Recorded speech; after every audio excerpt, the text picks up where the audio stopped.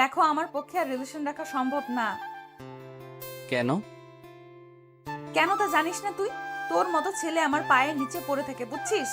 ভাবছিলাম প্রেম করে পরে তোরে শুধরে নিব, কিন্তু শুধরানো তো কি, উল্টো আরো খ্যাত হতে লাগলো।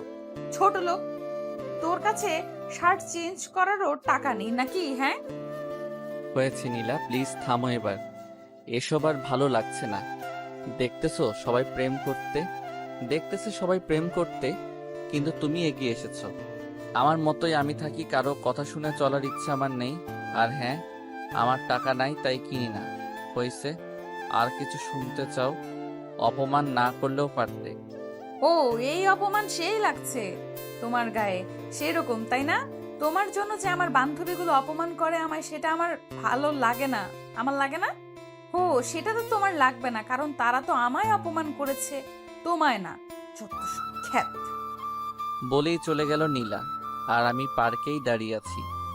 সব লোকের সিনেমা দেখা শেষ, তারাও যে যার বয়ফ্রেন্ড গার্লফ্রেন্ডের দিকে চলে গেল। হয়তো তারা ভাবছে মেয়েটাই বা এতদিন কি করে রিলেশনে ছিল এই উজবুক ছেলেটার সাথে। গাধা একটা এখন। আমার পরিচয়টা দেই, আমি ইমরান, ইন্টার দ্বিতীয় বর্ষের ছাত্র। মাকে হারিয়েছি যখন ক্লাস 3-তে পড়ি। এরপর বাবা, নতুন বিয়ে করলে অশান্তি চলে আসে আমার জীবনে। সব মা তো আর মা হয় না, কিছু মা রাক্ষসীও হয়, যেমনটা আমার কপালে জুটেছে। বাবার অভাব নেই কোনো কিছুর, আর তার অন্য 2 ছেলেরও অভাব নেই। অভাব শুধু আমার একারই, কারণ চাইলেও কিছু পারি না। আমার মোট শার্ট 2টা, প্যান্ট 2টা। আমার আমার মোট শার্ট 2টা, প্যান্ট 2টা, তাও একটা কলেজে যাওয়ার জন্য। আর অন্যটা বাসায় আর বাইরে। পরে যাই বাসায়, আর সময় পাই কোথায় শার্ট পরা, সারাদিন তো বাসার কাজ করতেই চলে যায়। কাজ না করলে আবার ভাত বন্ধ। এক শার্ট পরে যাই জন্যই নীলা কথা শোনালো। আজ মাঝে মাঝে কথাগুলো অসহ্য লাগে। শুধু নীলা না, আরো অনেক মেয়েই বলেছে মাঝে মাঝে ইচ্ছে করে নিজেকে পাল্টাই, কিন্তু কিভাবে পাল্টাবো? আমার কাছে তো আর টাকা নেই। বাবাও মায়ের কথায় উঠে আর বসে, তাই আমার কথা আর ভাবেও না খুব অবাক লাগে আমার। যেখানে আমি চোখের মনি ছিলাম সেখানে আজ। আসলে সময়ের সাথে মানুষগুলাও বদলে যায়। চলুন, শুরুটা কিভাবে হয়েছিল তা বলি আপনাদেরকে। এসএসসিতে রেজাল্ট ভালো করায় জেলার সরকারি কলেজে সিট পেতে সমস্যা হয়নি। মাঝে মাঝে ভয় হতো যে সেখানে সব ধনীর ছেলেমেয়েরা পড়ে, আমি কি নিজেকে মানিয়ে নিতে পারবো তাদের সাথে, নাকি পথের মাঝেই পড়ে থাকবো। তারপরও ভর্তি হয়ে যাই কলেজে। প্রথম দিন কলেজে গেলে সবাই ঘুরে ঘুরে দেখতে থাকে আমায়। মনে হয় যে ইমরান নামের ছেলেটা অন্য গ্রহ থেকে এসেছে। দোস্ত, ছেলেটাকে দেখ, কি যে অবস্থা! এই কলেজে চান্স পেয়ে কিভাবে এরা? হুম, শরীরের ড্রেস আপের সাথে চশমাটা যা মানিয়েছে না, দেখ। আমি কিছু না বলে চুপচাপ ক্লাস করতাম আর বেরিয়ে আসতাম। তাছাড়া কি বা বলতাম? এসব তো ছিল প্রতিদিনের ব্যাপার। কলেজে আসলে এক প্যারা, আর বাসায় আর এক প্যারা। শুরু থেকেই বলি, আমার ব্যাপারে তো জেনে গেছেন। আমি ইমরান, বাবা ধনী হলেও আমি গরিব। আর নীলা অনেক ধনী পরিবারের মেয়ে, সে দেখতেও অনেক কিউট। আমার মতো সে হাবলু টাইপের না, অনেক আধুনিক মেয়ে সে। পড়ালেখায় তেমন ভালো পড়ালেখায় তেমন ভালো না। বন্ধুদের আড্ডায় সবার আগেই পাওয়া যায় ও। সারাদিন ওদের সাথে হই হুল্লোড় করে বেড়ানোই ওর কাজ। আমি যতক্ষণ কলেজে থাকতাম একা একাই কাটাতাম। ক্লাসের সবাই যখন আড্ডা দিচ্ছে তখন দেখা যেত কোনো কোণে বসে থাকতে। একদমই চুপচাপ থাকার চেষ্টা করতাম, আর তখন ক্লাসের সবাই মজা করতো আমায় নিয়ে। বলতো যে ওই দেখ, খ্যাতটা আসছে। তবে এই কথাগুলো নীলার খারাপ লাগতো। এমন কথা শুনে নীলার মনে একটু মায়া জন্ম নেয়। ও ভাবে একে ভালোবেসে তারপর সবকিছু পরিবর্তন করে দিবে। অন্য 8-10টা ছেলের মতো ইমরানও সবার সাথে কথা বলবে, আড্ডা দিবে। তাই একদিন সে সরাসরি প্রপোজ করে। সেদিন আমি নীলাকে কিছু না বলেই চলে আসি, কিন্তু সেও নাছোড়বান্দা, ও পিছনে লেগেই থাকে। কলেজে যখন একা একা বসে থাকি তখন সে এসে পাশে বসে গল্প করতে চায়, হাতটা ধরতে চায়, চশমাটাও খুলে দিতে চায়, কিন্তু আমি দেই না। শুধু বোকা মার্কা একটা লুক নিয়ে বলি যে চশমা ছাড়া আমি কিছুই দেখি না। এমনভাবেই সবসময় নীলা আমার পিছনে থাকতো, যার ফলে একদিন আমি ঠিকই রাজি হয়ে যাই। তবে পরিবারের কথা লুকিয়ে রেখেছিলাম ওর কাছে। হ্যাঁ, বলার সম্পর্ক শুরু হয়, আর নীলাও তার উদ্দেশ্য অনুযায়ী পরিপাটি করার দিকে মন দেয়। সব সময় শাসনের মাঝে রাখতো, এটা করবা না, ওটা করবা না, এটা পরবা না, এটা খাবে না ইত্যাদি। আমিও শুনতাম, কিন্তু যখন সে চালচলনে পরিবর্তন আনতে বলে তখন একটু পিছু নেমে যায়। কারণ আমার তো সম্ভব না অন্য 8-10টা ছেলের মতো চলা। আমার দ্বারা সম্ভব না ক্লাসের সবচেয়ে স্টাইলিশ ছেলেটার সাথে তাল মিলিয়ে চলা, কারণ আমি কঠিন বাস্তবতার শিকার। নীলা সেই কথা জানতো না, তাই সব সময় ওকে এসব কথা বলতো।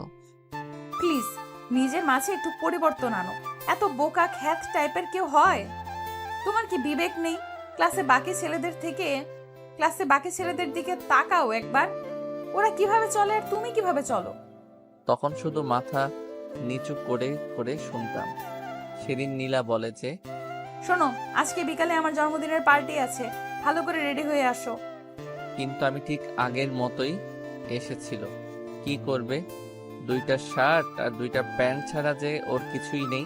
প্রতিবার যে শার্টটা পরে আসে এটাই আজকে পরে আসলাম। সাথে আছে একজন আদর্শ বোকা মানুষের সকল উপাদানগুলো। নীলা তখন অনেক রাগী চোখে আমার দিকে তাকায়। পরে বাধ্য হয়েই নিয়ে যায়, পুরনো বান্ধবীদের সাথে দেখা করে, আমাকেও পরিচয় করিয়ে দেয়। কিন্তু আমাকে দেখে সবাই অন্য চোখে ওর দিকে তাকায়। এখানে যারা এসেছে সবাই উচ্চ পরিবারের, কিন্তু আমি দেখেই মনে হচ্ছে ও কতটা সাধারণ। পায়ে আছে 100 টাকা দামের অতি সাধারণ জুতা। ওদের চাহনির উদ্দেশ্য বুঝতে পেরে আমি একটু দূরে গিয়ে দাঁড়াই। এদিকে ওর একটা ফ্রেন্ড বলে ওঠে, নীলা, তোর মতো একটা মেয়ে এমন একটা খ্যাতের সাথে প্রেম করবি এটা ভাবতেও পারিনি। এইটা কোনো ছেলে হলো? ওর দিকে তাকাতো একবার। সাথে সাথে বাকিরাও ওর সাথে তাল মিলায়, আর নীলা লজ্জায় একেবারে মাথা নিচু করে ফেলে। ও তার বন্ধুদের সামনে চলে আসে। আমিও সব কথা শুনেছি, তবে চুপ করেছিলাম, কারণ আমি জানতাম এমন কিছুই হবে। এটা নতুন কিছু না, এমন কথা শুনতে শুনতে অভ্যস্ত হয়ে গেছি। এরপর ওখানে না থেকে বাসায় চলে আসি। নীলা খুব রেগে গিয়ে বলেছিল, যদি কালকে শার্টটা পরিবর্তন করে না আসি তাহলে অন্য কিছু হয়ে যাবে। আমি তখন বলতে চাই আমার কথাগুলো, কিন্তু সেটা না শুনেই ফোন কেটে দেয়। খুব কষ্ট হচ্ছে আমার জন্য আজকে ওকে এতটা অপমানিত হতে হলো। ভাবলাম বাবার কাছ থেকে কিছু টাকা চেয়ে নিবে, যাতে করে নতুন একটা শার্ট কিনা যায়। কিন্তু বাবার রুমে গিয়ে দেখি প্রচন্ড ঝগড়া হচ্ছে তাদের, আর ঝগড়ার মূল কারণটাই হলাম আমি। ঝগড়ার এক পর্যায়ে মা বলে ওঠে, কি পেয়েছো তুমি? এটা আমার সংসার, তাই এখানে আমার অর্ডারে শুধু চলবে। কোনো একটা ছেলেকে এনে বাসায় রেখেছ, সারা বছর ঘাড়ে পড়ে আছে, একটু কাজ করলেই তো পারে। এটা তো আর কোনো সরকারি হোটেল না। তখন বাবা বলে, আসতে বলো, ইমরান শুনবে। কথাটা শোনা মাত্র মার আওয়াজ যেন আরো বেড়ে গেল। স্পষ্টই বোঝা যাচ্ছিল আমাকে কথাগুলো শোনানোর জন্যই এভাবে বলছে। আবার বলে উঠল, কারো যদি লজ্জা থাকলেও তাহলে সে এভাবে অন্যের ঘাড়ে বসে খেত না। কতদিন একটা মেয়েকে খাওয়ানো যায়, আর খাওয়ার সময় তো একটুও কম খায় না। এটা ভাবে না যে এখানে দয়ার খানা খাচ্ছে সে। মা এর সবগুলো কথাই শুনি, কিন্তু জবাব দেওয়ার মতো শক্তি নেই। তাই চোখের অশ্রু ফেলেই তার সেই কথার জবাব দিলাম। ফুপিয়ে ফুপিয়ে কাঁদতে লাগলাম। কেন আজকে আমি এমন অবস্থার সম্মুখীন? আমারও তো অনেক সুন্দর একটা পরিবার ছিল, কত সুখের ছিল পরিবারটা। বাবা মায়ের একমাত্র সন্তান ছিলাম। অঢেল সম্পত্তির মালিক ছিল বাবা, কিন্তু আচমকাই একটা অসুস্থতায় মা মারা যায়, যার ফলে আজকের এই পরিস্থিতি, আর আমি হয়ে যাই এতিম। লাবিব তখন ছোট ছিল, তাই সেই সুযোগে তার চাচা তাদের সব সম্পত্তি নিয়ে যায়। লাবিব হয়ে যায় একদম নিঃস্ব। সেদিন আর বাবার কাছে টাকা চাইতে পারিনি, যার ফলে আর কিছু কিনাও হয়নি। রাতে না খেয়েই ঘুমিয়ে পড়ি। পরদিন সকালে পকেটের 10 টাকা দিয়ে গিয়ে বাইরে নাস্তা করে নেই। দুপুরটা না খেয়ে কাটিয়ে দেই। আমি যে না খেয়ে আছি এটা আমার ঠিকই বুঝতে পেরেছে, কিন্তু একবারের জন্য খেতে বলেনি। বিকেলে নীলা ফোন দেয়। কোথায় আসবি জিজ্ঞেস করতেই বলে যে কলেজের পাশের পার্কে আসতে। অনেকটা ভয়ে ভয়ে বাসা থেকে বের হই। আমি জানি না নীলা কি করবে আমার সাথে যখন সে দেখবে আমার গায়ে সেই পুরনো শার্টটাই আছে, যখন দেখবে পায়ে সেই আগের জুতাই আছে, যখন দেখবে মাথার চুলগুলো আগের মতোই এলোমেলো, তখন যে কি করবে আমার সাথে এসব ভাবতে ভাবতে পার্কে কখন আসি বলতেই পারি না। নীলার সামনে যেতেই তার চোখ দুটো লাল করে ফেলে। ওর পুরো মুখটাই লাল হয়ে যায়, যেটা দেখে বুঝতে পারি যে নীলা প্রচন্ড রেগে গেছে। আর তখনই প্রথমে সেই কথাগুলো বলে। এভাবে আর কতদিন ইমরান, আমি আর পারছি না। কি করলাম আমি নীলা? কি করলাম মানে? আমার কথার কোনো গুরুত্ব নাই তোমার কাছে? কি বলো এসব? অবশ্যই আছে, আসলে কাজে অনেক বিজি ছিলাম তাই আর মার্কেটে যাইনি। ভালো। টাকা আছে কি তোমার কাছে? সরি নীলা। চুপ করো। তুমি তাকাও তো একবার নিজের দিকে, কেমন দেখা যায় তোমাকে? তোমার জন্য কোনো বন্ধুদের সামনেও যেতে পারি না লজ্জায়। সবাই দেখলেই বলে যে ওই খ্যাতটার জিএফ আসছে। আমি মাথা নিচু করে রাখি শুধু। তোমার সাথে আমি আর পারছি না। আমার একটা সম্মান আছে। ভেবেছিলাম ভালোবাসার পর তুমি পরিবর্তন হবে, কিন্তু তোমার মাঝে এক ফোঁটাও পরিবর্তন আসেনি। সরি। না, আমি আর পারছি না। তোমার সাথে সবকিছু এইখানেই শেষ করলাম। এটা বলেই নীলা উঠে চলে গেল, আর আমি অশ্রু ভেজা চোখে ওর চলে যাওয়ার দিকে তাকিয়ে থাকি। এছাড়া কি বা আর করতে পারি? এই মুহূর্তে প্রচন্ড কষ্ট হচ্ছে, গাল বেয়ে বেয়ে চোখের পানি পড়ছে। আমি জানি নীলা আমার সম্পর্কে কিছুই জানে না, তাই এমন করেছে। কিন্তু সে কি করবে? তার তো কিছুই করার নেই। তারও তো মান সম্মান আছে। মনে হচ্ছে নিঃশ্বাস এখনই বন্ধ হয়ে যাবে। আস্তে আস্তে উঠে দাঁড়িয়ে সোজা চলে যাই নদীর পাড়ে। সেখানে গিয়ে বসে চোখ থেকে চশমাটা খুলে ইচ্ছা মতো কেঁদে নিই। যদি মা থাকতো, কারো দয়ার পাত্র হয়ে থাকতে হতো না, এতটা অসহায়ও থাকতে হতো না। একটু পর চোখের পানিটা মুছে আকাশের দিকে তাকাই আর চিৎকার করে বলতে থাকি, আল্লাহ, কেন তুমি এমন করলে আমার সাথে? কি দোষ করেছিলাম আমি? কেন এত কষ্ট দাও আমাকে? কেন আমার মাকে কেড়ে নিলে আমার কাছ থেকে? কেন তার আদর ভালোবাসা আমাকে পেতে দিলে না? আমার এখনো মনে পড়ে ছোটবেলায় চুল কাটাইতে চাইতাম না, জন্য মা জোর করে বাবার সাথে পাঠাই দিত। আর এখন সেই চুল কাটাতে চাইলেও টাকা নেই। ঈদের দিনে সকালে উঠে মা এসে আগে আমায় আমার গিফট দিত, কত আদর করেই না লাচ্চা খাওয়াই দিত। আর এখন আমার সৎ ভাইদের সৎ মা খাওয়াই দেয়, ঈদের ড্রেস দেয়।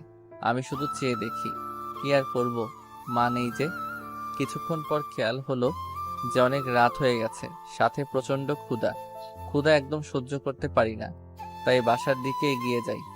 বাসায় আবার যে কি অপেক্ষা করছে কোনো কাজই করা হয়নি। বাসার সিদ্ধান্ত নেই, যত কিছুই বলুক কান পেতে সেগুলো শুনবো আর খেয়ে নিব। বাসায় মা বসে বসে টিভি দেখছিল, কিন্তু আমি এসে কলিং বেল বাজাতেই উনি প্রচন্ড বিরক্ত হন। প্রথমে ভেবেছিলেন ওনার স্বামী এসেছে, কিন্তু দরজা খুলে যখন দেখেন আমি দাঁড়িয়ে আছি, তখন ওনার রক্ত গরম হয়ে যায়। প্রচন্ড রেগে কথা বলে। থাকিস কই? এত রাতে কেউ বাসায় আসে? এটা কি নিজের বাসা পাইছস? থাকছস অন্যের বাসায়, লজ্জা করে না?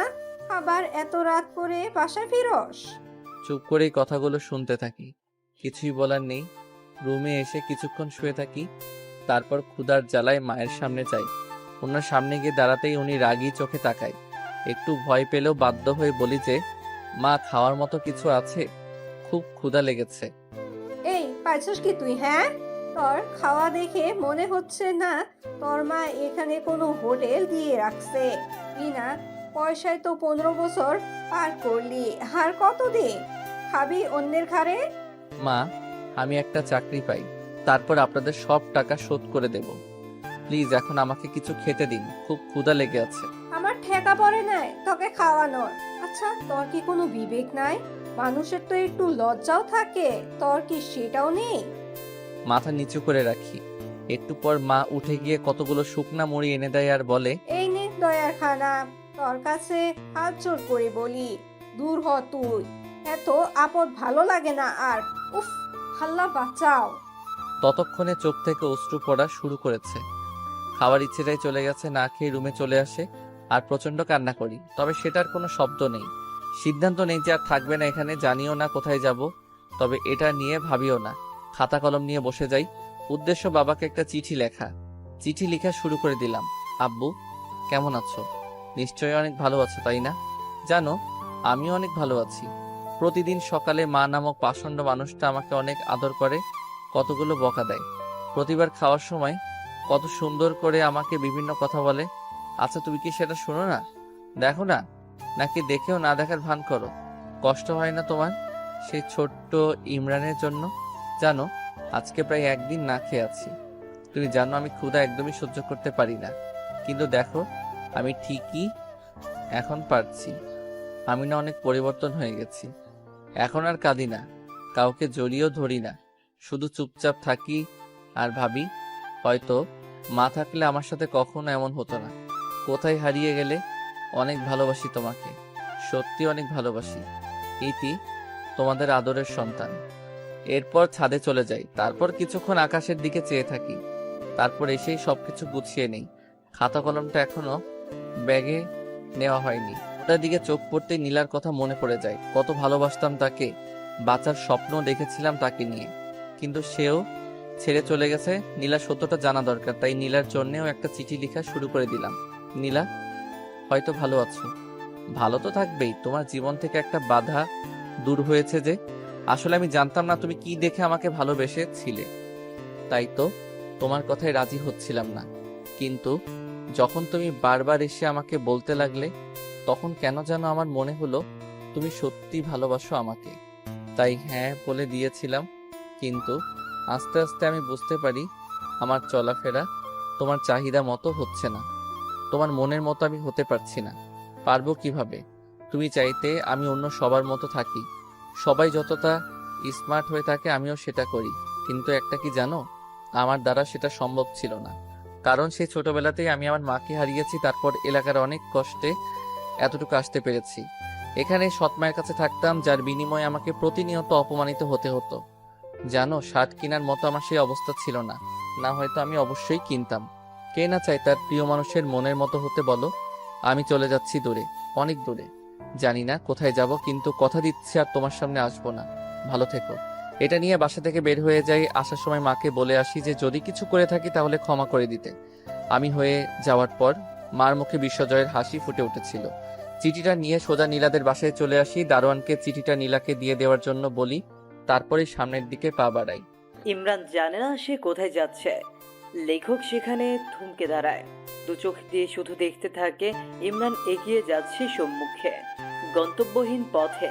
তার সাথী হিসেবে আছে হাজারো অব্যক্ত কথা আর বুক চিরে দেওয়ার মতো কষ্ট। একটা সময় ইমরান মিলিয়ে যায় রাতের অন্ধকারে, আর দেখা যায়নি তাকে। চশমা পরা বোকা ছেলেটা ফেরেনি আর। দারোয়ান নীলাকে ঠিকই চিঠিটা দিয়েছিল। নীলা চিঠিটা পড়া মাত্রই চিৎকার করে কেঁদে ওঠে। সে কান্না করতে করতে বাসা থেকে বের হয়েছিল ইমরানকে খুঁজতে, কিন্তু ততক্ষণে নীলা বড্ড দেরি করে ফেলেছে। খুঁজে পায়নি কোথাও চশমা পরা বোকা ছেলেটাকে। নীলা পুরো শহর খুঁজে বেড়াচ্ছে ইমরানকে। ফেসবুকে বিভিন্ন গ্রুপে ছবি দিয়ে পোস্ট করেছে, কিন্তু তাতেও কিছু হয়নি।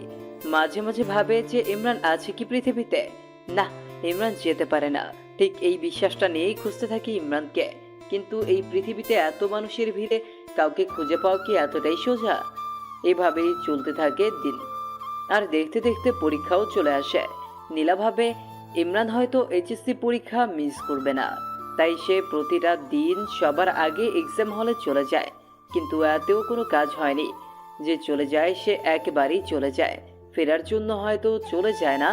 এর মধ্যে ঘটে যায় অন্য এক কাণ্ড। ফেসবুকে হঠাৎ মেসেজ রিকোয়েস্ট চেক করতে ইচ্ছে হলো নীলার। মেয়ে মানুষ তো, অনেক মেসেজ রিকোয়েস্ট আসে, কিন্তু কখনো তা চেক করে না। আজ কেন জানি ইচ্ছে হলো চেক করতে। চেক করার এক পর্যায়ে একটা মেসেজ দেখিয়ে নীলার চোখ আটকে যায় সেখানে। আজ থেকে 3 মাস আগের মেসেজ এটা। হ্যালো, আপনি যে ছেলেটার পিক গ্রুপে দিয়েছেন তার মতো কাউকে আমি সিলেটে দেখেছি। হোয়াট? সিলেট? ভাইয়া আপনি কোথায় এখন? প্লিজ একটু তাড়াতাড়ি বলেন না। হ্যালো ভাইয়া, আপনি কি লাইনে আছেন? অপরদিকে কোনো রেসপন্স আর আসে না। হতে পারে আইডির মানুষটা আর ফেসবুক চালায় না। আম্মু, আম্মু, কি হয়েছে মা? মা আমি সিলেট যাব। এরপর সব খুলে বলে তার মাকে। তা তোর বাবাকে কি বলবি? তুমি ম্যানেজ করো না প্লিজ। ওকে দেখি। আচ্ছা চল একটা প্ল্যান করি। কি প্ল্যান আম্মু? শোন, ওখানে গিয়ে তোর খালার বাসায় উঠবি। তারপর তোর বাবাকে বলবি আমি এখান থেকে অ্যাডমিশন কোচিং করব। তানহা আছে, ওখানে একসাথে যাওয়া আসা করবি। বেশ হবে, তাই না? হোয়াট আইডিয়া আম্মু, love you. I love you to my sweet মামনি। আসলে নীলা আর ওর মায়ের সম্পর্কটা অত্যন্ত মধুর। অনেক মেয়েরই মায়ের সাথে এরকম ভাব থাকে। আপনাদের কারো এরকম মা থাকলে অবশ্যই অবশ্যই বলবেন কমেন্টে। এরপর প্ল্যান অনুযায়ী চলে যায় সিলেট। সেখানে তার ছোট মামুনি, খালু আর তার সমবয়সী এক বোন যার নাম তানহা আছে। বাসে উঠলে পরের দিন গিয়ে বাস স্টপে নামে। এরপর তার বোন নিতে আসলে তার সাথে চলে যায়। হ্যালো মামুনি, কেমন আছো? আমি ভালো মা, তুই? মামুনি তুমি কিন্তু আরো মোটু হইছো। সে কথা বলিও না, বসে বসে শুধু গিললেই হবে। কি বললা তুমি? আমি গেলি আর তুমি বসে থাকো মনে হয়? দিন দিন ডায়েট কন্ট্রোলে না রেখে বাড়াচ্ছে আর আমাকে বলতে আসছে এখন। নীলা চল, উপরে এদের ঝগড়া থামবে না এখন। দেখলি আমি এসেই বাজায় দিলাম ঝগড়া। এখন দেখবি আরো কত ঝগড়া লাগে। রাতে দুইজনকে ঝগড়া শেখাবো। আল্লাহ গো, তুই পারিস নীলা। ওই, আমি না পারলে কি তুই পারবি? আচ্ছা বল, এখন হঠাৎ তোর জেলার কোচিং বাদ দিয়ে এখানে কারণটা কি? কোনো কারণ নাই, এমনিতেই তোর সাথে থাকবো তাই। ওই দেখ, আমার সামনে কোনো রকম চালাকি চলবে না, সত্যি করে বল। ইমরানের কথা বলছি না তোকে? ওই খ্যাতটা তো কি করছে হাদারাম? ওকে সেদিন অনেক অপমান করি জন্মদিনে। তারপর থেকে অনেক খুঁজেছি আর পাইনি, এই চিঠিটা পাইছি শুধু। এরপর তানহা চিঠিটা পড়ে সেও নিজেকে আর সামলাতে পারে না। নীলা একটা মা কিভাবে এরকম হতে পারে? এরা মা না অন্য কিছু? বাদ দে, আমাদের কাজ ওকে খুঁজে বের করা। তাই করতে হবে। পর কোচিং, বাসা, শহর সব জায়গা খুঁজেছে, কিন্তু কপাল খারাপ, কোথাও পায়নি। খুঁজে পায়নি সেই আইডি থেকে কোনো সিগন্যাল। এদিকে আস্তে আস্তে দিনও যেতে থাকে। ভর্তি পরীক্ষা, অনার্স সব শেষ। ইমরানের কথা মনে করতে করতে যে কিভাবে 4টা বছর কেটে গেল নীলার জীবন থেকে। মাঝে মাঝে এসব মনে করে অনেক হাসি পায়। নীলা এতদিন যে খোঁজেনি তা কিন্তু না। প্রতিটা দিন যেখানে গেছে সেখানেই খুঁজে বেরিয়েছে, কিন্তু পায়নি। দেশের প্রায় সব জায়গায় খুঁজেছে নীলা। মাঝে মাঝে ভাবে যে সামান্য দেশের মানুষগুলোর মাঝে নিজের ভালোবাসাকে খুঁজে পাচ্ছে না। তাহলে কি ভালোবাসলো সে? নীলা, মা ওর তাড়াতাড়ি, আজ তোর ইন্টারভিউ না? আজ নীলা জবের ইন্টারভিউ দিতে যাচ্ছে। জীবনে যাই হোক, কখনো পড়াশোনার সামনে মাথা নত করেনি, তাই আজ এই জায়গায় এসে দাঁড়িয়েছে। হ্যাঁ আম্মু, উঠতেছি। আয় নাস্তা খেয়ে নে। উফ আম্মু, সকালে ডিম খেয়ে গেল, ইন্টারভিউ ডিম পাবো। চুপচাপ খেয়ে নে। ওকে ওকে। আম্মু, আম্মু, গেলাম আমি। বাবা কোথায়?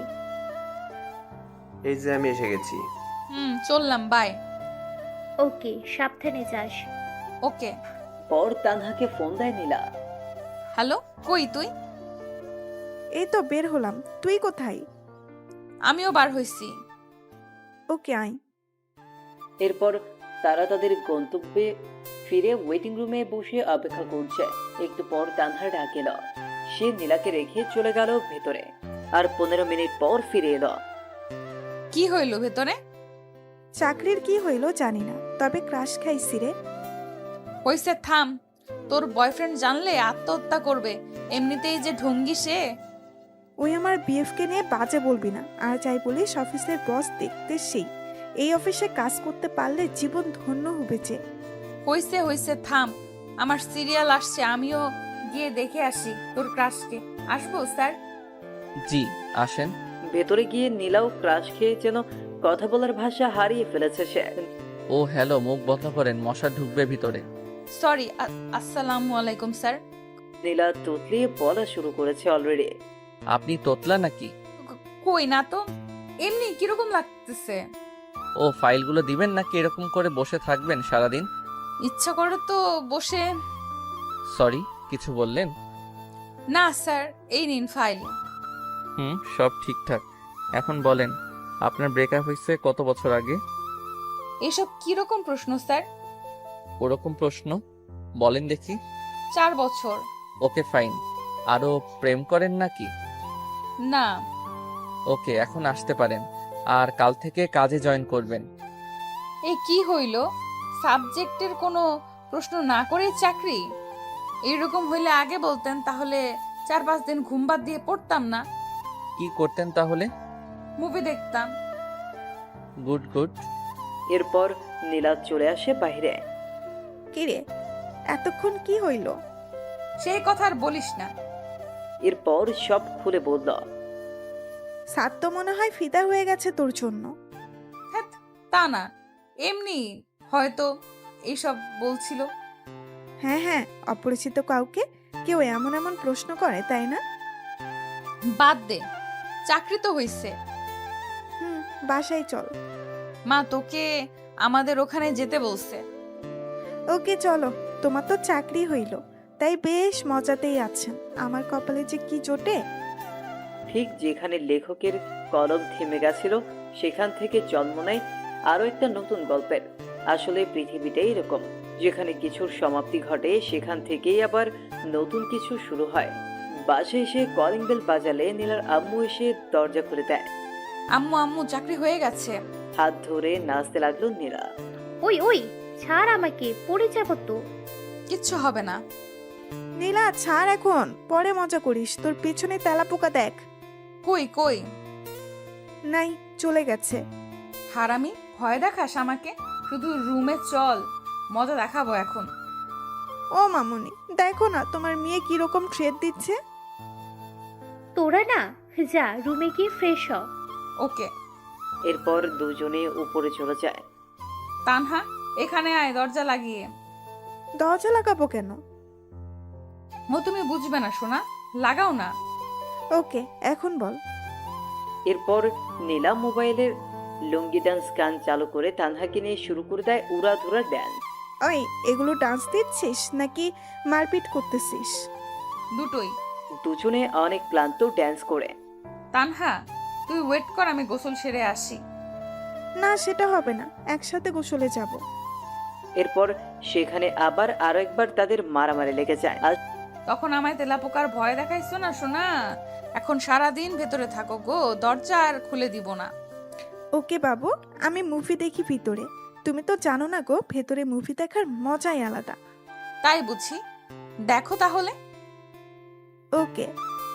থাক, বার হয়ে আয় না, দেই তোকে কষ্ট। এখন খুললি কেন? সারাদিন না রাখবি? সারাদিন রাখলে অসুস্থ হবি, তখন তো ওষুধ আমার বাবাকেই কিনে দিতে হবে, তাই দরকার নেই। কি সেভিং পার্সন আসলো, নিজে সারাদিন কত হাজার খরচ করে তার নাই ঠিক এখন আসছে। হয়েছে হয়েছে, আয় এখন নিচে যাই, ফ্রিজে ফুচকা আছে, খাওয়াবো, চল। তাই নাকি? চল তাহলে। আসলে সমবয়সী বোন থাকলে যা হয় আর কি। বিকেলের দিকে তানহার কনফার্মেশন মেসেজ আসে, সে অনেক খুশি। রাতে দুজনে খেয়ে ছাদে চলে যায়। তানহা, বল। জানিস, দিনগুলো না সুন্দর হাসি ঠাট্টা তামাশা ফাজলামিতে কেটে যায়, কিন্তু রাত হলেই আর থাকতে পারি না, খুব মনে পড়ে যায়। আসলেই রে, রাতগুলো এরকম, রাতগুলো দিনের বাহিরে অবরোধ ভেদ করে ভেতরের মানুষগুলোকে বের করে দেয়, যার চিত্র দিনের বেলা থেকে সম্পূর্ণ আলাদা। ঘুমাবো চল, কাল প্রথম অফিস, তাই লেট করা যাবে না। হ্যাঁ চল। এরপর রাতটা কেটে যায়। পরদিন সবার কাছ থেকে দোয়া নিয়ে পা বাড়ায় অফিসের দিকে। অফিসে গেলে পিয়ন নীলা আর তানহার ডেস্ক দেখিয়ে দেয়, তারা দুজন পাশাপাশি কাজ করবে। এইসব সম্পর্কে তো তারা কিছুই জানে না। একটু পর পিয়ন এসে বলল, স্যার আপনাদের দুজনকেই ডেকেছে। এরপর চলে যায় সোজা বসের রুমে। স্যার আসবো? আসুন। তা মিস নীলা অ্যান্ড তানহা, কেমন লাগছে নতুন অফিস? বেশ ভালোই। আর বস তো আরো ভালো। তাই নাকি? তো কি দেখলেন ভালোর? এই তো পুরাই ক্রাশ। তানহা, আমি কিন্তু আপনার বস। না রাখেন তো, আমি বস টস বলতে পারবো না, ভাইয়া বলে ডাকবো প্লিজ। ওকে, তো যে জন্য ডেকেছি, এই হচ্ছে তোমাদের ফাইল। এগুলো কমপ্লিট করে দিও। আপনার নামটা কি ভাইয়া? নীলা শুধু চুপ হয়ে তানহার কথা শুনতেছে। মেয়েটা যে এত বেশি কথা বলে। নাম শুনে কি হবে? ভাইয়া বলে ডাকবো, আর ভাইয়ার নামটা জানবো না? তাই আমার নাম সাজিদ। ওকে, আর তুমি করে বলবো। যা ইচ্ছে বলিও, এখন যাও কাজ করো। Okay bye. আরও শোনো, বলেন। লাঞ্চ টাইমে একসাথে খাবো। ওকে ভাইয়া। এরপর যে যার কাজে মন দেয়। এইদিকে লাঞ্চের টাইম কোন দিক দিয়ে চলে যায় তা সাকিব বুঝতেই পারে না। ভাইয়া একটু সময় হবে কি? তোমার ক্ষুধা লাগছে অনেক তো। ও সরি, আমার তো মনেই নেই। তো তোমরা আগে মনে করে দিবা না? আপনি যে মনোযোগ দিয়ে কাজ করতেছেন, কিভাবে ডিস্টার্ব দেই বলেন? ওকে, চলো এখন। এরপর লাঞ্চ শেষ করে আবার সবাই যে যার কাজে চলে যায়। অফিস টাইম শেষ হলে বাসায় চলে যায় সবাই। আমজাদ চাচা সবার বাসায় তাদের জন্য কেউ না কেউ অপেক্ষায় থাকে তাদের জন্য, তাই তারা অফিস ছুটি হলে চলে যায়। কিন্তু আমার বাসায় তেমন কেউ নেই। তাছাড়া ওরা যে টাইম দেয়, আমিও যদি তাই করি তাহলে তো ওদের আর আমার মাঝে কোনো পার্থক্য থাকবে না।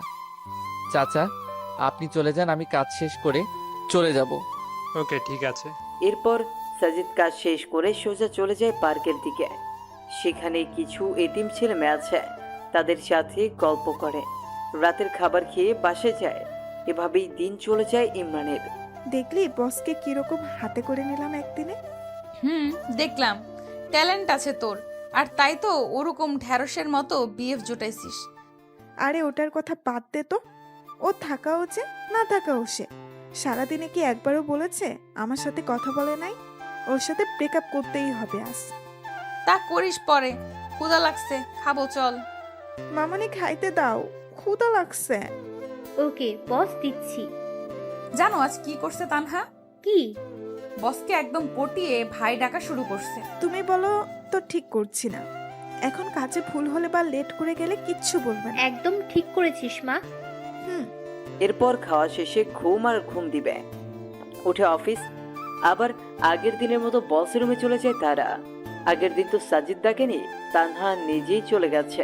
ভাইয়া আসবো? আসো। কেমন আছো ভাইয়া? আলহামদুলিল্লাহ, তোমরা? কাজ করতে করতে বলল, আমরাও ভালো। ভাইয়া তুমি কি সবসময় কাজ করো এমন? এটা ছাড়া তো আর কোনো কিছু নেই জীবনে, তাই এটাই করি শুধু। জীবনে বলতে? ওসব তোমাদের বুঝতে হবে না। তো ভাইয়া কাল বাসায় গেছো কয়টায়? 9টার দিকে। এতক্ষণ কি অফিসে ছিলা? মাগরিবের পর অফিস থেকে বার হইছি। এরপর কি করছো যে বাসায় যেতে এত লেট হয়েছে? তোমাকে জানা লাগবে না এত কিছু, নিজের কাজ করো, যাও। ভাইয়া আমি না তোমার বোন, আমাকে বলবো না? দেখো, কোনো ইমোশনাল ব্ল্যাকমেল করবা না, কাজে যাও, লাঞ্চে কথা হবে। ধ্যাৎ। এরপর নীলা তানহা চলে আসে। কি ভাব নিয়ে কথা বললো দেখছিস, আর তুই তারপরও আগ বাড়িয়ে কথা বলছিস। আজব তো, কোথায় ভাব নিল? এখন ব্যস্ত আছে জন্য বললো যে লাঞ্চ টাইমে কথা বলবে। আচ্ছা একটা কথা বলতো, ভাইয়ার কি গার্লফ্রেন্ড আছে? এরকম ছেলে আবার না থাকে গার্লফ্রেন্ড? আসলে যে এর গার্লফ্রেন্ড হবে সে অনেক লাকি, তাই না? তোর মাথায় এসব চিন্তা কেন কাজ করে? চুপচাপ কর। এরপর লাঞ্চ টাইমে খাওয়া শেষ করে একটু গল্প করে আবার কাজে লেগে পড়ে। আস্তে আস্তে অফিসের সময় শেষ। আচ্ছা চাচা, আমাদের বস কি প্রতিদিন এরকম লেট করে বাসায় যায়? মা, তো লেট করার কারণ কি? উনি বলেন যে আমিও যদি কর্মচারীদের মতো একই সময় দেই তাহলে তারা আমার মধ্যে পার্থক্য কি? আর বাসায় কেউ নেই, তাই যত সময় পাই কাজে লাগাই। আর কি কি করেন উনি? এই তো প্রতিদিন পার্কে যাব, এতিম ছেলেদের সাথে গল্প করব, তাদের সাথে খেলে খাওয়া দাওয়া করে তারপর বাসায় যাই। ওকে চাচা, ভালো থাকবেন, যাই তাহলে। ঠিক আছে মা, সাবধানে যেও। নীলা আসছে, ছেলেটা অন্যরকম। যতই তার বিষয়ে জানতেছি ততই ব্যাপারটা ঘোলাটে লাগতেছে। প্রপোজ করবো নাকি বলতো? ওই, তুই না ভাইয়া বলিস? ভাইয়ার জন্য কি প্রপোজ করা যাবে না? ওই, আমার কোন জন্মের ভাই? হ্যাঁ, আজীব মানুষ তুই রে, যা ইচ্ছা কর। এরপর তারা আবার পরের দিনের জন্য প্রিপারেশন নিচ্ছে। অফিসে গিয়ে তানহা সোজা চলে গেল সাজিদের রুমে। হাই হুম, কেমন আছো? ভাই, একটা কথা বলি। বলো। ধরো আমি যদি তোমায় প্রপোজ করি, তখন তুমি কি করবা? দেখো, এরকম মন মানসিকতা নিয়ে যদি এখানে আসো তাহলে আসতে পারো। এখন এটা অফিস, প্রেম করা জায়গা না। আর হ্যাঁ, আমি তোমায় বোন ভাবি, অন্য কিছু না। আর এর থেকে বেশি বাড়াবাড়ি করলে এটাও হারাবা। সো বোনের মতোই থাকো, এতেই ভালো। ওকে। এটা বলেই তানহা চলে গেল নিজের ডেস্কে। নীলাকে সব খুলে বলতেই হাসতে হাসতে শেষ। এই কুত্তি, হাসিস কেন? হাসবো না তো কি করব? উচিত শিক্ষা হয়েছে তোর। আজকে যা প্রপোজ কর, হারামি একটা। জিহবা বাকিয়ে ওয়াশরুমে গেল তানহা। এরপর কাজ করতে করতে লাঞ্চের সময় চলে আসে। ভাইয়া, খাবো, চলো। আমার ক্ষুধা নেই, তুমি যাও। সাজিদের কথাই দেখে বোঝা যাচ্ছে যে সে অনেকটা রেগে আছে তানহার উপরে। ভাইয়া প্লিজ চলো না। যেতে বলছি না তোমায়, তুমি যাবা। তানহা ভয়ে চলে গেল। একটু পর নীলা গেল তার বস রুমে। স্যার আসবো? হ্যাঁ নীলা, আসো। স্যার খাইতে চলেন না প্লিজ। আপনি না খেলে ওদিকে তানহাও খাবে না বলতেছে। প্লিজ চলেন না। ওই, খাবে না কেন? বলতেছি ভাইয়াকে ছাড়া বোন খায় নাকি? প্লিজ চলেন। যদি এটাই ভাবতো তাহলে আর এরকম কাণ্ড করতো না। ওটা ভুল হয়ে গেছে, এখন চলেন তো। আর ওর এ দোষটা কোথায়? যে কোনো মেয়ে আপনাকে দেখলে ক্রাশ খেয়ে যাবে। আপনি হয়তো জানেন না আমাদের এখানে কত মেয়ে লুকিয়ে লুকিয়ে আপনাকে দেখে। হইছে, চলেন তো এখন। হুম। এরপর খাওয়া শেষে চলে যায় যে যার কাছে। একটু পর পিয়ন এসে বলে গেল কাল মিটিং আছে, সবাই যেন তাড়াতাড়ি চলে আসে অফিসে। কাজ শেষ করে শেষে সবাই চলে যাচ্ছে যে যার বাসায়। কি মা, তোমরা দাঁড়িয়ে যে বাসায় যাবা না? না চাচা, বসের সাথে যাব। কেন, কোনো কাজ আছে নাকি? না, এমনি। ওকে দাঁড়াও, আমি বলতেছি। তোমরা অপেক্ষা করতেছো? চাচা, তাড়াতাড়ি আসতে বলেন। একটু পর সাজিদ বাইরে চলে আসলো। কি তানহা, বাসা না গিয়ে এখানে কেন এখনো?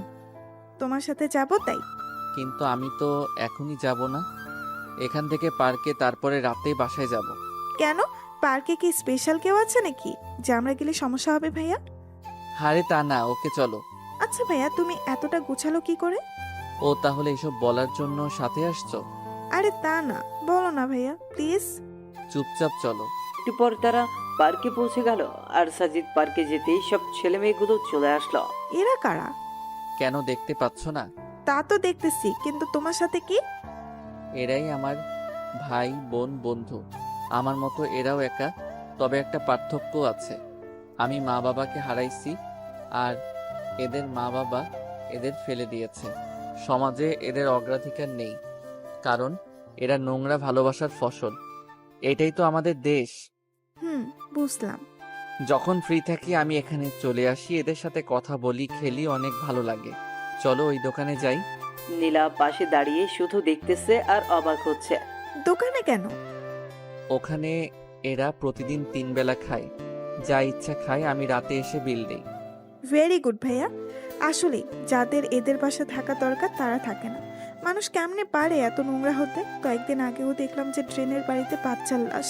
তাদের কি একবারও মনে হয় না শিশুটা বড় হলে কি খেয়ে বেঁচে থাকবে?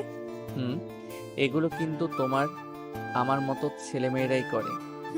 তো ভাইয়া, কাল কি আছে অফিসে? সেটা কালই দেখিও। ভাইয়া, আমার না কিছুদিন ছুটি লাগবে। শুধু তোমার, এই ম্যাডামের লাগবে না? স্যার, আমারও লাগবে। তো এরকম স্ট্যাচু হয়ে আছেন কেন? মনে মনে কোনো একজনকে খুঁজে বেড়াচ্ছি তাই। ও তাই? তো কে, বয়ফ্রেন্ড নাকি? তো কতদিন থেকে খুঁজতেছেন? প্রায় 6 বছর। ও মাই গড, এতদিন ধরে খুঁজেও পাননি? আচ্ছা, অনেক রাত হয়েছে, এখন বাসায় চলে যান। ভাইয়া দাঁড়াও। দাঁড়িয়েই তো আছি, বসতে বলো নাকি? ভাইয়া তুমিও না। নাও, এটা তোমার। কি এটা? আর কিসের জন্য? খুলে দেখিও পরে। আর বোনের তরফ থেকে ছোট্ট একটা গিফট। ওকে। এরপর যে যার বাসার দিকে চলে গেল। বেশ ভালোই লাগছিল, কিন্তু হেঁটে, তাই না? হুম, ছেলেটার কাজগুলো দেখলে আরো আশ্চর্য হয়ে যায়। হুম। এরপর তারাও বাসায় চলে আসে। ও আম্মু, আজ কি হয়েছে জানো? কি? তানহা প্রপোজ করছে বসকে। তারপর? তারপর আর কি, দিল কথা শোনায়। তানহা দেখি বেস্ট ফার্স্ট। নে এখন খেয়ে নে।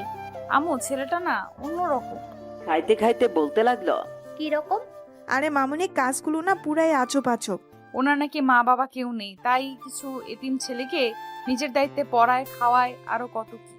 এতে খারাপ কি? ভালোই তো। তো আমি কি খারাপ বলছি নাকি? তা না। আচ্ছা, একদিন নিয়ে আসিস বাসায়। ওকে, আনবো। এরপর খেয়ে দুই বোন চলে যায় ছাদে। আচ্ছা তানহা, আমার না আমাদের বসকে দেখে ইমরানের কথা মনে পড়ে যায়। কেন? আরে না, কথাগুলো না কি ওর মতোই। মাঝে মাঝে মনে হয়, আবার মনেও হয় না, কারণ ইমরান তো এরকম না। ওকে ভালো করেই চিনি আমি। কোনোভাবেই এরকম গোছালো হওয়া সম্ভব না। হুম, তা ঠিক। আবার দেখ, চাচা বলছে যে বসের কেউ নেই, কিন্তু ইমরানের তো বাবা আছে। ফটকাটা এখানেই। নীলা, একটা কথা বলি। বল। তুই ইমরানকে ভুলে যা, এটাই ভালো হবে। দেখ, ও কোথায় আছে, কেমন আছে তা আমরা কেউ জানি না। তাই ওর আশা ছেড়ে দে, নতুন করে শুরু কর সবকিছু। প্লিজ, নেক্সট টাইম আর এইটা বলবি না। ঘুমাবো, চল। এরপর ঘুমায় আর ঘুম থেকে পরের দিন উঠে চলে যায় অফিসে। চাচা, সবাই এসেছে। হ্যাঁ বাবা। সবাইকে কনফারেন্স রুমে যেতে বলেন, আমি আসতেছি একটু পর। একটু পর সবাই চলে আসলো। Hello guys, attention please. কাজ তো অনেক হলো, এবার একটা আনন্দ মজা করার দরকার। তাই ঠিক করছে আগামী বুধবার আমরা ঘুরতে যাব বান্দরবনে। কি তোমরা প্রস্তুত তো? Yes sir. So guys, let's enjoy. আর আশা করি এখনো 2 দিন বাকি আছে। এই 2 দিন সবাই সবার কাজগুলো সেরে ফেলবেন, আর বুধবার ঠিক 7টায় অফিসে চলে আসবেন। ওকে। সবাই সবার কাজে চলে গেল। নীলা দেখ, স্যারের ফিলিংস আছে, বলতে হবে। ঠিক বলছিস। দাঁড়া, বসের রুম থেকে আসতেছি। ওখানে কেন আবার? আহা, ওয়েট কর না। ভাইয়া, আসবো? আসো। একটা রিকোয়েস্ট রাখবা প্লিজ? কি বলো আগে, তারপর ভেবে দেখব। ঘুরতে যাওয়ার সময় আমার পাশে বসতে হবে, প্লিজ প্লিজ প্লিজ। ওকে, যদি সকলের সিট আগে ফিল আপ হয় তো বসবো, বাট সিট কম পড়লে সরি। ওকে, থ্যাঙ্কস। কি হইল রে ভেতরে? কি আর হবে, কি আর হবে, স্যারকে পাশে বসানোর টিকিট নিলাম। গুড। এইভাবে আস্তে আস্তে যাওয়ার দিন চলে আসে। সবাই যথাসময় পৌঁছে যায়। হ্যাঁ, সামনে দেখ। কি রে, সামনে? ও মাই গড, কে এটা? আমাদের বস। গিটার, ক্যামেরা, কি এসব? মনে হচ্ছে মজা ভালোই হবে। Hello, how are you? Fine sir, আপনি? ভালো। শোনো, আমাদের জার্নি কিন্তু টোটাল 14 ঘন্টার। এই টোটাল সময়টা অনেক মজা হবে। চাচা, কই আপনি? বাবা, আমি রেডি। ওকে, তাহলে গাড়ি ছাড়তে বলেন। সবাই শোনো, কেউ কানে ইয়ারফোন লাগিয়ে গান শুনবা না। মোবাইলের গান তো প্রতিদিনই শুনি, আজ না হয় অন্যের খালি গলায় শুনবো। যার যেই গান শুনতে ইচ্ছা করবে, আর এখানে যার গলায় শুনতে ইচ্ছা করবে বলবা আমাকে। সে গান না পেলেও ওই গানের নিম্ন 6 লাইন গাইতে হবে। ক্লিয়ার সবার? তো আগে আমি শুরু করছি একটা গান দিয়ে, এরপর তোমরা শুরু করবা। কার কি গান আর কার কাছ থেকে শুনবা? ওকে। এরপর সাজিদ আস্তে করে গিটার হাতে নিয়ে সুন্দর একটা সুর তুলে বলতে শুরু করলো। চোখে চোখ রেখে বসে আছি এভাবে, দেখো না কি তুমি আমার মনে যে কে, আমার চোখে কি দেখোনি? মনের কথা কি বোঝনি? তবু একবার দেই বলে ভালোবাসি তোমাকে, আবারও বলছি তোমাকে বেসেছি আমি ভালো। এইভাবে সম্পূর্ণটাই শেষ করলো। আর একটা হবে। আরে না, এখন আমি রিকোয়েস্ট করব আমাদের চাচাকে একটা গান বলতে। চাচা আজ না করতে পারবেন না। ইয়াহু। চাচা শুরু করেন। এরপর চাচা শুরু করলো মাইলসে ফিরিয়ে দাও গান। কি চাচা, কাকে বলতেছেন এই বয়সে প্রেম ফিরিয়ে দিতে? সবাই তো হাসতে হাসতে শেষ। কই, কাউকে না তো। আমি গান বললাম আমি। বুঝছি চাচা, এই বয়সে কাকে মন দিলেন? স্যার, আমাদের সকলের একটা প্রশ্ন আছে। কি প্রশ্ন? আপনি কিভাবে এই কম বয়সে একটা কোম্পানির মালিক হলেন? মানে আপনার জীবনী নিয়ে জানতে চাই। ওটা শেষে বলবো, এখন গানের পর্বটা শেষ হোক। এই তানহা শোন, নীলা তানহার কানে কানে বলতেছে। কি বল? যে গানটা স্যার বললো সেটা ইমরানের খুব ফেভারিট। আমাকে সে অনেকবার শুনিয়েছে, কিন্তু ইমরান গিটার বাজাতে জানে না। তোর ওসব কথা রেখে সামনে তাকা। স্যার প্লিজ এখন বলেন না আপনার জীবন সম্পর্কে। খুব জানতে ইচ্ছে করে যে মানুষটা কিভাবে এতটা গোছালো হতে পারে। আসলে এসবের পিছনে আমার গার্লফ্রেন্ডের অবদান। তার সাথে দেখা হলে একটা ধন্যবাদ দিব। তার করা অপমানগুলোই জেদ হয়, আর আমি সামনে এগিয়ে যাই। কত যে কষ্ট করতে হয়েছে এই জায়গায় আসতে, সেটা আল্লাহ আর আমি জানি। বাদ দাও ওসব, বাকিটা পরে। ওমা গো, গার্লফ্রেন্ডের হাত তো ভাইয়া এখনো আছে কি? নেই, তবে চোখ বন্ধ করলেই দেখতে পাই। তো এখন আমার প্রশ্ন নীলার কাছে। আজ সে তার ব্রেকআপের গল্প বলবে। এরপর মিস্টার খালিদ আপনি রেডি থাকবেন। আপনাকে এমন কিছু বলতে হবে যেন সবাই হাসে। আসলে আমার বিএফ এর নাম ইমরান। নিজেই একদিন ভুল করেছি আর সে চলে গেছে। কি ভুল করেছিলেন? অপমান করেছিলাম। এরপর 6 বছর ধরে খুঁজতেছি, কিন্তু পাচ্ছি না। বাবা, এত ভালোবাসা তার জন্য? যদি ফিরে আসে এখন, তো কি করবেন? 2 গালে থাপ্পড় দিব। কেন? আমাকে এত কষ্ট দেওয়ার শাস্তি পাবে না? এত রাগ তার উপর? হুম। তো খালিদ সাহেব, এখন তো আপনার পালা। স্যার একটু সময় দেন, ঠিক করে নিই কোনটা বলবো। ওকে 1 ঘন্টা বিরতি দিলাম। চাচা খাবার দেন সবাইকে। এরপর সাজিদ গিয়ে সোজা তার সিটে বসে পড়ল, মানে তানহার পাশের চেয়ারে। ভাইয়া তোমাকে কিন্তু সেই লাগছে আজ। তাই? তোমরা দুইজনও কম না কিন্তু। খাওয়া শেষে সবাই রেস্ট নিচ্ছে আর সাজিদ এক ধ্যানে বাইরে তাকাচ্ছে। স্যার বাইরে কি দেখেন? কিছু না, এমনি শহরটা দেখি। আপনার রিলেশনের কথা কিন্তু জানতে পারিনি এখনো। সেই মেয়েকে দেখতে ইচ্ছে করে যে কিনা আপনার মতো কাউকে পেয়েও অপমান করেছে। হইছে, আর দেখতে হবে না। খালিদ সাহেব শুরু করেন না। সবাই দেখেন না কিরকম গোমরা মুখ করে বসে আছে। আমি যেটা বলবো সেটা শুনে কেউ হাসতে হাসতে অজ্ঞান হলে কিন্তু আমার কোনো দোষ নেই স্যার। কি যে বলি কিছুই বুঝতেছি না। কিছু একটা বলেন স্যার। খালিদ সাহেবের ক্রাশ মিস সীমা। আচ্ছা তাহলে শুরু করি। গ্রামের পরিবেশ কিরকম সেটা আশা করি সবাই জানে। গ্রামে সব মানুষের ঘরে টয়লেট থাকে না, তাই যাদের টয়লেট থাকে না তারা তাদের কাজ সারার জন্য আসলে বাসবাড়িকে বেছে নেয়। এর মধ্যে কিছু মানুষ আছে যারা আবার নিচে কাজ চালাতে পারে না। কাজ চালানোর জন্য তারা বিভিন্ন গাছের উপরে ওঠে। তো এক লোকের অভ্যাস হচ্ছে যে গাছে উঠে সিগারেট খাওয়া প্লাস টয়লেট সারা। প্রতিদিনের মতো সেদিন বাসবাড়িতে গেলে সেদিন এক অন্যরকম কিছু ঘটে। কিরকম? সবাই আগ্রহ নিয়ে শুনতেছে আসলে কি হতে চলেছে। সেদিন তিনি চারপাশ দেখে সুন্দর গাছে উঠে গেল। তারপর আস্তে আস্তে সিগারেটের টান আর কাজ শুরু করে দিল। এদিকে এক বৃদ্ধ আবার নিচে এসে বসে পড়েছে। উপরে যে একজন আছে তা লক্ষ্যই করনি। এদিকে উপরের জন্য নিচের জনকে দেখে নাই, তাই যে যার মতো কাজ করতেছে।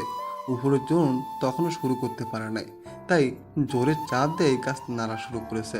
এটা আবার নিচের জন দেখে উপরে যেই তাকাইছে ঠিক সময়ই জিনিসের সাথে তার মুখে চোখে উপরের জন তখনও বুঝতে পারে না যে নিচে কি হচ্ছে, তাই সে কাজ চালাইতেই রাখলো। আর নিচের জনের মুখ শেষ। কোনো রকমের নিচের জন মুখ তুলে বলল, ওই থামবো নাকি লাঠি দিয়ে গাছে উঠবো। এটা শুনে উপরের জন নিচে তাকায় দেখে যা কাজ এতক্ষণে সেরে ফেলেছে সে আর কে পায়। তাকে এক লাফ দিয়ে গাছ থেকে লাফ দিয়ে দেবো। আর নিচের জন বলতেছে, হারামজাদা কি খাস তুই, এত টক আর কি গন্ধ। গাছে উঠে তোর টয়লেটের দৃশ্য আবার এক ভাই দূর থেকে ওপ্পো মোবাইল দিয়ে ভিডিও করছে। এরপর পুরো গ্রাম প্রচার। হা হা হা। কি শুনাইলেন ভাই? এরপর অন্য পর্ব শুরু হয়ে গেল। যে যার কাছে ইচ্ছা গান শুনতে যাচ্ছে আর সাজিদ সুন্দর করে গিটার বাজিয়ে যাচ্ছে, যা শুনে সবাই মুগ্ধ। এর মাঝেই তারা দুপুরের খাওয়া শেষ করে দিয়েছে। শোনো সবাই, আর অনলি 5 ঘন্টা রাস্তা আছে। এই সময়টা সবাই একটু রেস্ট নাও। এরপর যে যার সিটে। সাজিদও গেল তার সিটে। একদিকে 3 সিট হওয়ায় সাজিদ, নীলা, তানহা তিনজন একসাথেই সাজিদের পাশে নীলা জানলার পাশে বসে। সাজিদ বাইরের শহর দেখতেছে। সে কতই ব্যস্ত না সবাই যে যার গন্তব্যে ছুটছে। হয়তো কারো মায়া টানছে তাদের এইদিকে ঘুমের মাঝে নীলা মাথাটা সুন্দর করে সাজিদের কাঁধে দিয়েছে, যা সাজিদের মনে অন্যরকম ভালো লাগে। ইচ্ছে করে হাত দুটো শক্ত করে জড়িয়ে ধরতে, কিন্তু ধরতে গিয়েও কোথায় যেন বাধা পায় সে, তাই আর দেওয়া হয়ে ওঠে না। কি যে মায়াবী লুক একটা, যা দেখে কোনো ছেলে ক্রাশ না খেয়ে থাকতেই পারবে না। সাজিদেরও এর ব্যতিক্রম হবে না। এই যে ভাইয়া, কি দেখতেছো ভাবে? কই কি এমনি কি নিষ্পাপ লাগছে? তাই নাকি? শুধু নীলা না ঘুমাইলে সবাইকে নিষ্পাপ লাগে। তাই নাকি? কই আগে তো জানতাম না। তুমি একটু ঘুমাও তো দেখি কিরকম নিষ্পাপ লাগে। ভাইয়া তুমিও না। এর মধ্যেই নীলা উঠে যায়। এদের কথাবার্তায় সরি, আমি ভুলে মাথা দিয়ে ফেলেছি, স্যার ক্ষমা করবেন। সমস্যা নেই, তুমি এভাবে ঘুমাইতে পারো। না, আর ঘুম আসবে না। তাই? তাহলে একটা গান শোনাও। ঘুম থেকে উঠে কেউ গান বলার মুডে থাকে নাকি? তাই এই যে পানি নাও আর ফ্রেশ হও। এদিকে এসে আমি বাকিদের অবস্থা দেখে আসি। ওকে। সবার কি অবস্থা, ঠিক আছেন তো? স্যার সবাই ঠিক, শুধু মোটো ভাইয়ের একটু সমস্যা হয়েছে। কি সমস্যা? স্যার চাপ দিয়েছে আর মোটো ভাই সহ্য করতে পারছে না, যখন তখন ড্রাম ফেটে যাবে। মোটু ভাই আর একটু সহ্য করেন, আমি ড্রাইভারকে বলছি কোনো হোটেল দেখে গাড়ি পার্ক করতে। এরপর নিজের সিটে চলে এলো। রাত 11টার দিকে তারা গিয়ে রিসোর্টে ওঠে। এরপর সবাই সবার রুমে, আর সাজিদ বাইরে এসে রাতের আকাশ দেখতেছে, যা তানহার চোখে পড়ে। কি দেখতেছো ভাইয়া? এই তো তারাগুলো দেখি। দেখো, সবগুলোকে স্থির দেখা যাচ্ছে, কিন্তু কেউই স্থির না। এ যার নিজের বেগে ছুটছে তো ছুটছে, দিন শেষে আবার এক জায়গায় মিলছে। কি অদ্ভুত, তাই না? ভাইয়া একটা কথা বলি। বলো। তারাগুলো কিন্তু কাউকে কেন্দ্র করে ছুটছে, কিন্তু আমাদের মাঝে এমন কেউ কেউ থাকে যারা কিন্তু কোনো কেন্দ্র ছাড়াই ছুটে চলছে। কে বলছে তোমাকে? তাদেরও একটা কেন্দ্র থাকে, তা অন্যরা কেউ জানে না। তো ভাইয়া বোন হিসাবে একটা জিনিস জানতে চাই, না করবা না। কি? তোমার জীবনে কে কে আছে বা কে কে নাই, তারা কোথায় গেছে সব? কি হবে শুনে? ভাইয়া প্লিজ। কেউ নেই আমার, তার থেকেও 5 বছর আগে চলে এসেছি। কেন? সৎ মায়ের প্যারা সহ্য করতে পারছিলাম না, তাই।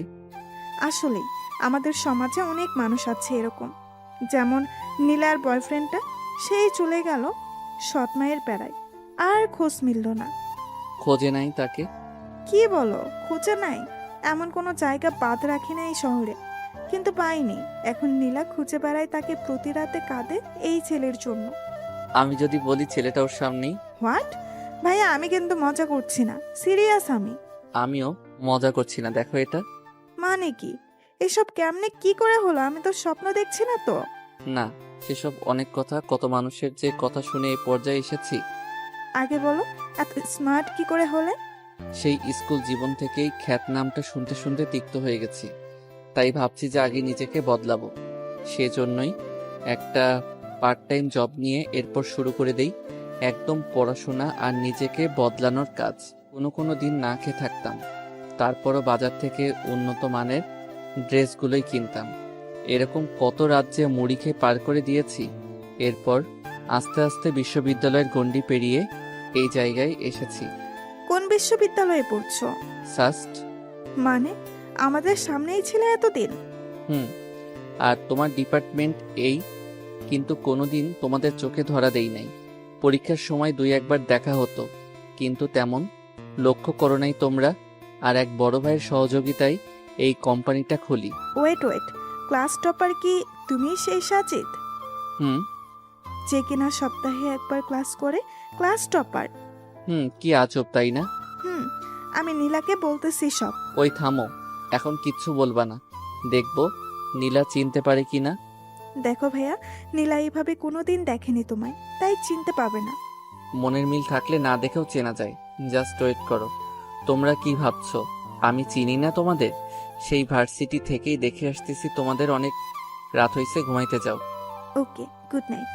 শোনো, বলো ভাইয়া। প্রমিস করো কখনো বলবা না নীলাকে। ওকে, বাট কখনো যদি জানে তখন? জানবে না। Good night. আর ভাইয়া নামটা কেন তোমার? নীলা বা কেউ যাতে জানতে না পারে। এরপর যে যার রুমে চলে গেল। কি কথা বললি বাইরে? মানে তুই ঘুমাস নাই? না, কি কথা হয়েছে বল। ওসব এমনি কথা বললাম, কেন না ঘুমিয়ে বাইরে আছে এসব, এছাড়া কিছু না। তুই মিথ্যা বলবি না, বললাম। তানহা মনে মনে ভাবতেছে নীলা সব জেনে গেল নাকি। আর ইমরান মানে সাজিদ ভাবছে তানহা কি রাখবে তার কথা। আরে নীলা, এমনি ভাইয়ার সম্পর্কে কথা বললাম, তোর যদি বিশ্বাস না হয় তাহলে গিয়ে জিজ্ঞেস করে দেখ। আমার না কেন জানি মনে হয় ইমরান আমার আশেপাশেই আছে, কিন্তু খুঁজে পাই না। এসব তোর মনের ভুল, রাত হয়েছে, ঘুমা এখন। এরপর সবাই ঘুমিয়ে পড়লো যে যার মতো। আর অন্যদিকে সাজিদ ভাবতেছে নীলাকে সত্যিটা বলবে কিনা। যে এতটা ভালোবাসে, এত বছর ধরে খুঁজতেছে, তাকে কি কষ্ট দেওয়া ঠিক হবে? না, আমার মতোই আমি চলি, দেখি চিনতে পারে কিনা। পরের দিন সবাই ঘুম থেকে উঠে কফি খাচ্ছে, কিন্তু তাদের বসের কোনো খোঁজই নেই। নীলা, গিয়ে দেখ তো ভাইয়া ওঠে না কেন এখনো। কেন, তুই যাইতে পাস না? যা না প্লিজ। এখন যাইতে চাস না, কিন্তু পরে যখন শুনবি সব তখন তো দৌড়ে যাবি, কুত্তি একটা। তানহা পরের কথাগুলো মনে মনে বলল। ওই কিছু বললি তুই? কই না তো, তুই গিয়ে দেখ না প্লিজ। নীলা গিয়ে দরজা ধাক্কাচ্ছে, কিন্তু কোনো খবর নাই কারো। একটু পর সাজিদ উঠে গেল। কি হইলো, ধাক্কাচ্ছ কেন? উঠবেন না নাকি? না, ঘুমাবো সারাদিন। ওটা বাদ দিয়ে বাইরে আসেন, সবাই বাইরে অপেক্ষা করতেছে আপনার জন্য। সবাই করতেছে, আপনি করতেছেন না? সবার বাইরে আমি নাকি? কথা দেখি আগের মতোই বেশি বলেন। কিছু বললেন? কই না তো। চুপ করেন, ফ্রেশ হয়ে বাইরে আসেন, আর আমি বেশি কথা বলি না, বুঝছেন? একটু পর সাজিদ সকলের সাথে যোগ দিল। Hello, good morning. Good morning sir. তো বলো, কার ঘুম কেমন হলো? স্যার কি আর বলবো, আমাকে রাখছেন এই মোটর সাথে। এই মোটর জ্বালাই ঘুমের খবর হয় নাই। কেন, কি হয়েছে? স্যার সারা রাত বউয়ের মতো টর্চার করেছে। মানে? সবাই বিস্ময়ের চোখে তাকাচ্ছে। স্যার নেগেটিভ ভাববেন না, সারা রাত একবার হাত তুলে দেয়, একবার পা তুলে দেয়, গায়ে আর কি ওজন। কি খাস রে ভাই তুই? তোর বউ যে হবে তার জীবন শেষ। সবাই শুনে হাসতে লাগলো। তো সবাই রেডি হও, একটু পরেই আমরা বার হব। ওকে। এরপর সবাই ফ্রেশ হয়ে নাস্তা সেরে বের হলো বান্দরবন দেখতে। তানহা দেখ কতটা সুন্দর না? আসলেই সুন্দর। স্যার ওখানে যাব। ওকে চলো, সবাই চলো ওই জায়গায়। সবাই গিয়ে সুন্দর মজা করতেছে। এই ভাইয়া, ডিএসএলআর কি এমনি আনছো? ছবি তোলো না। ও সরি, পোজ দাও, আমি তুলতেছি। বা ছবি তো সুন্দর উঠতেছে, তানহা দেখে যাও। বাহ ভাইয়া, তুমি এত কিছু শিখলা কি করে? তানহা থামো তো।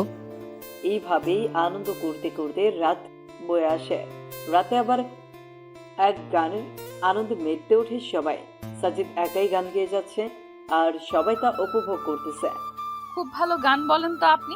ধন্যবাদ, এখন সবাই ঘুমাতে যাও, কাল দেখা হবে। Good night. Good night sir.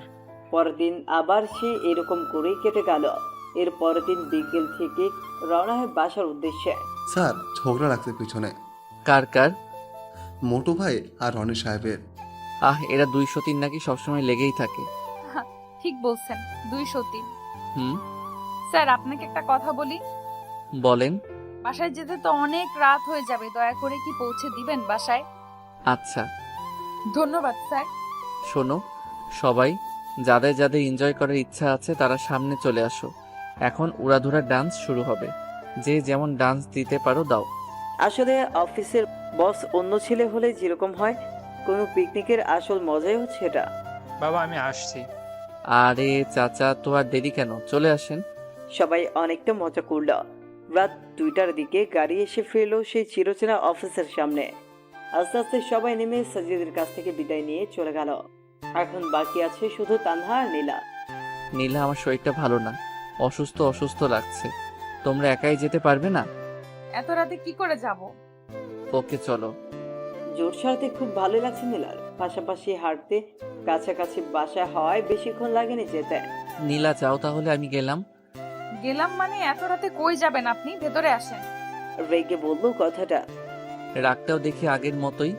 দেখেন স্যার, আমার সামনে এরকম মনে মনে কিছু বলবেন না। ভেতরে আসেন এখন। আম্মু, ইনি হচ্ছেন আমাদের বস। ও তুমি সাজি? আসসালামু আলাইকুম। মা, ক্ষুধা লাগছে, খেতে দাও। তোমরা বসো, আমি দিচ্ছি। আসলে আন্টি, আমাকে যেতে হবে এখন। আরে বাবা, এত রাতে কোথায় যাবা? রিক্সা অটো কিছুই পাবে না। আর বর্তমানে যে ছিনতাইকারীদের জ্বালা, তুমি আজ রাতটা থেকে যাও।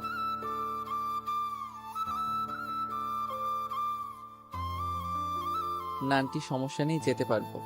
মামনি, যেতে যখন চাইছে যেতে দাও। সামনের ফাঁকা জায়গায় যে পেতনি থাকে সেটা তো তিনি আর জানেন না। যখন পিছু নেবে তখন নিজেই দৌড়ে চলে আসবে। কি বললা? পেতনি? ভয় চুপসে গেছে একদম। আহ তানহা, খামোকা ভয় বাড়িয়ে দিচ্ছিস। বাবা যাও, টয়লেট ওইদিকে, ফ্রেশ হয়ে আসো, আমি খাবার দিচ্ছি। সাজিদার কিছু না বলে ফ্রেশ হয়ে আসলো। তো মা, এনজয় কেমন করলি? সে কথা আর কি বলবো মামনি, যাদের এরকম বস থাকে তাদের এনজয় কি খারাপ হবে? মা, একদম সেই। সাজিদ চুপচাপ খেয়ে নিল। এরপর নীলা সাজিদকে তার রুম দেখিয়ে নিজের রুমে চলে গেল। এদিকে সাজিদ ঘুমোচ্ছে, অন্যদিকে তানহা নীলা গল্প করতেছে। গল্প করতে করতে তারাও ঘুমিয়ে গেল। সকাল 8টার দিকে নীলার ঘুম ভাঙে, আর সেও শয়তানি করে তানহার ঘুম ভাঙিয়ে দেয়। অফিস বন্ধ, তাই তেমন তাড়াহুড়োও নেই, কিন্তু যা ঘটার তা তো ঘটেই গেছে। জ্বরের কবলে সাজিদ একদম কাবু হয়ে বিছানায় শুয়ে আছে। না ইচ্ছে করছে উঠতে, না ইচ্ছে করছে ঘুমোতে। চুপচাপ শুয়ে আছে। একটু পর তানহা চা নিয়ে আসে, ভাইয়া, ভাইয়া ওঠো, তোমার চা। কিন্তু সাজিদের কোনো শব্দই নেই। এই ভাইয়া, বলো। তোমার কণ্ঠ এরকম লাগছে কেন? অসুস্থ নাকি? একটু অসুস্থ, তবে ঠিক হয়ে যাবে। দেখি দেখি। সে যেন তানহার ডাক শুনলই না, কপালে হাত দিল। ও মা, এটা একটু অসুস্থ। নীলা এদিকে আয়। জোরে ডাক দিল নীলাকে। কিরে, কি হয়েছে? জ্বর আসছে সেই। বলিস কি? তুই গিয়ে নাস্তা ওষুধ নিয়ে আয়, আমি দেখতেছি। নীলাও মাথায় হাত দিয়ে দেখে ভীষণ জ্বর। আমি বাসায় যাব, এখানে ভালো লাগছে না। কি বললেন? বাসায় গেলে দেখাশোনা করার জন্য বউ আছে নাকি? তা নেই, এরকম জ্বর আমাদের জন্য ব্যাপার না। চুপচাপ শুয়ে থাকেন। একটু পর তানহা নাস্তা আর ঔষধ নিয়ে আসলো। এরপর ধীরে ধীরে খেয়ে আবার শুয়ে পড়লো। তোমার শরীর খারাপ আর এই অবস্থায় বাসায় যেতে চাইছো? বাসায় গেলে খাইতে কি শুনি? সাজিদ চুপচাপ শুনতেছে কথা। এখন ঘুমান, আমি পট্টি দিয়ে দিতেছি। এমনিতেই সেরে যাবে, তার দরকার নেই। আপনারা মনে হয় নাস্তাও করেন নাই, যান নাস্তা করে নেন। চুপ করেন তো। এরপর পট্টি দিতে লাগলো। যে কোনো ব্যক্তি অসুস্থ হলে তারা চায় যে তাদের ভালোবাসার মানুষটা তাদের সেবা করুক। সাজিদ তো তার ব্যতিক্রম না। পট্টি দিতে দিতে নীলার ঠান্ডা হাতটা সাজিদের চোখে পড়তেছে, আর সাজিদের মনে হচ্ছে যে তার হাতটা যেন শরীরের সব তাপ শোষণ করে নিচ্ছে। সম্পূর্ণ এক অন্যরকম অনুভূতি সাজিদের মনে খেলা করছে। তানহা শুধু বসে বসে দেখতেছে আর মনে মনে হাসতেছে। এত কাছে এরা, অথচ নীলা বুঝতেই পারছে না যে সে তার সেই চিরচেনা মানুষটারই সেবা করছে। নীলা, আমার ভালো লাগছে না কিছু, বাসায় যাব আমি। ভালো লাগছে না জন্যই রেখেছি এখানে। ধ্যাত। আচ্ছা সত্যি করে বলেন তো, মাথায় পট্টি দিয়ে দিতেছি, আপনার কি খারাপ লাগছে? না।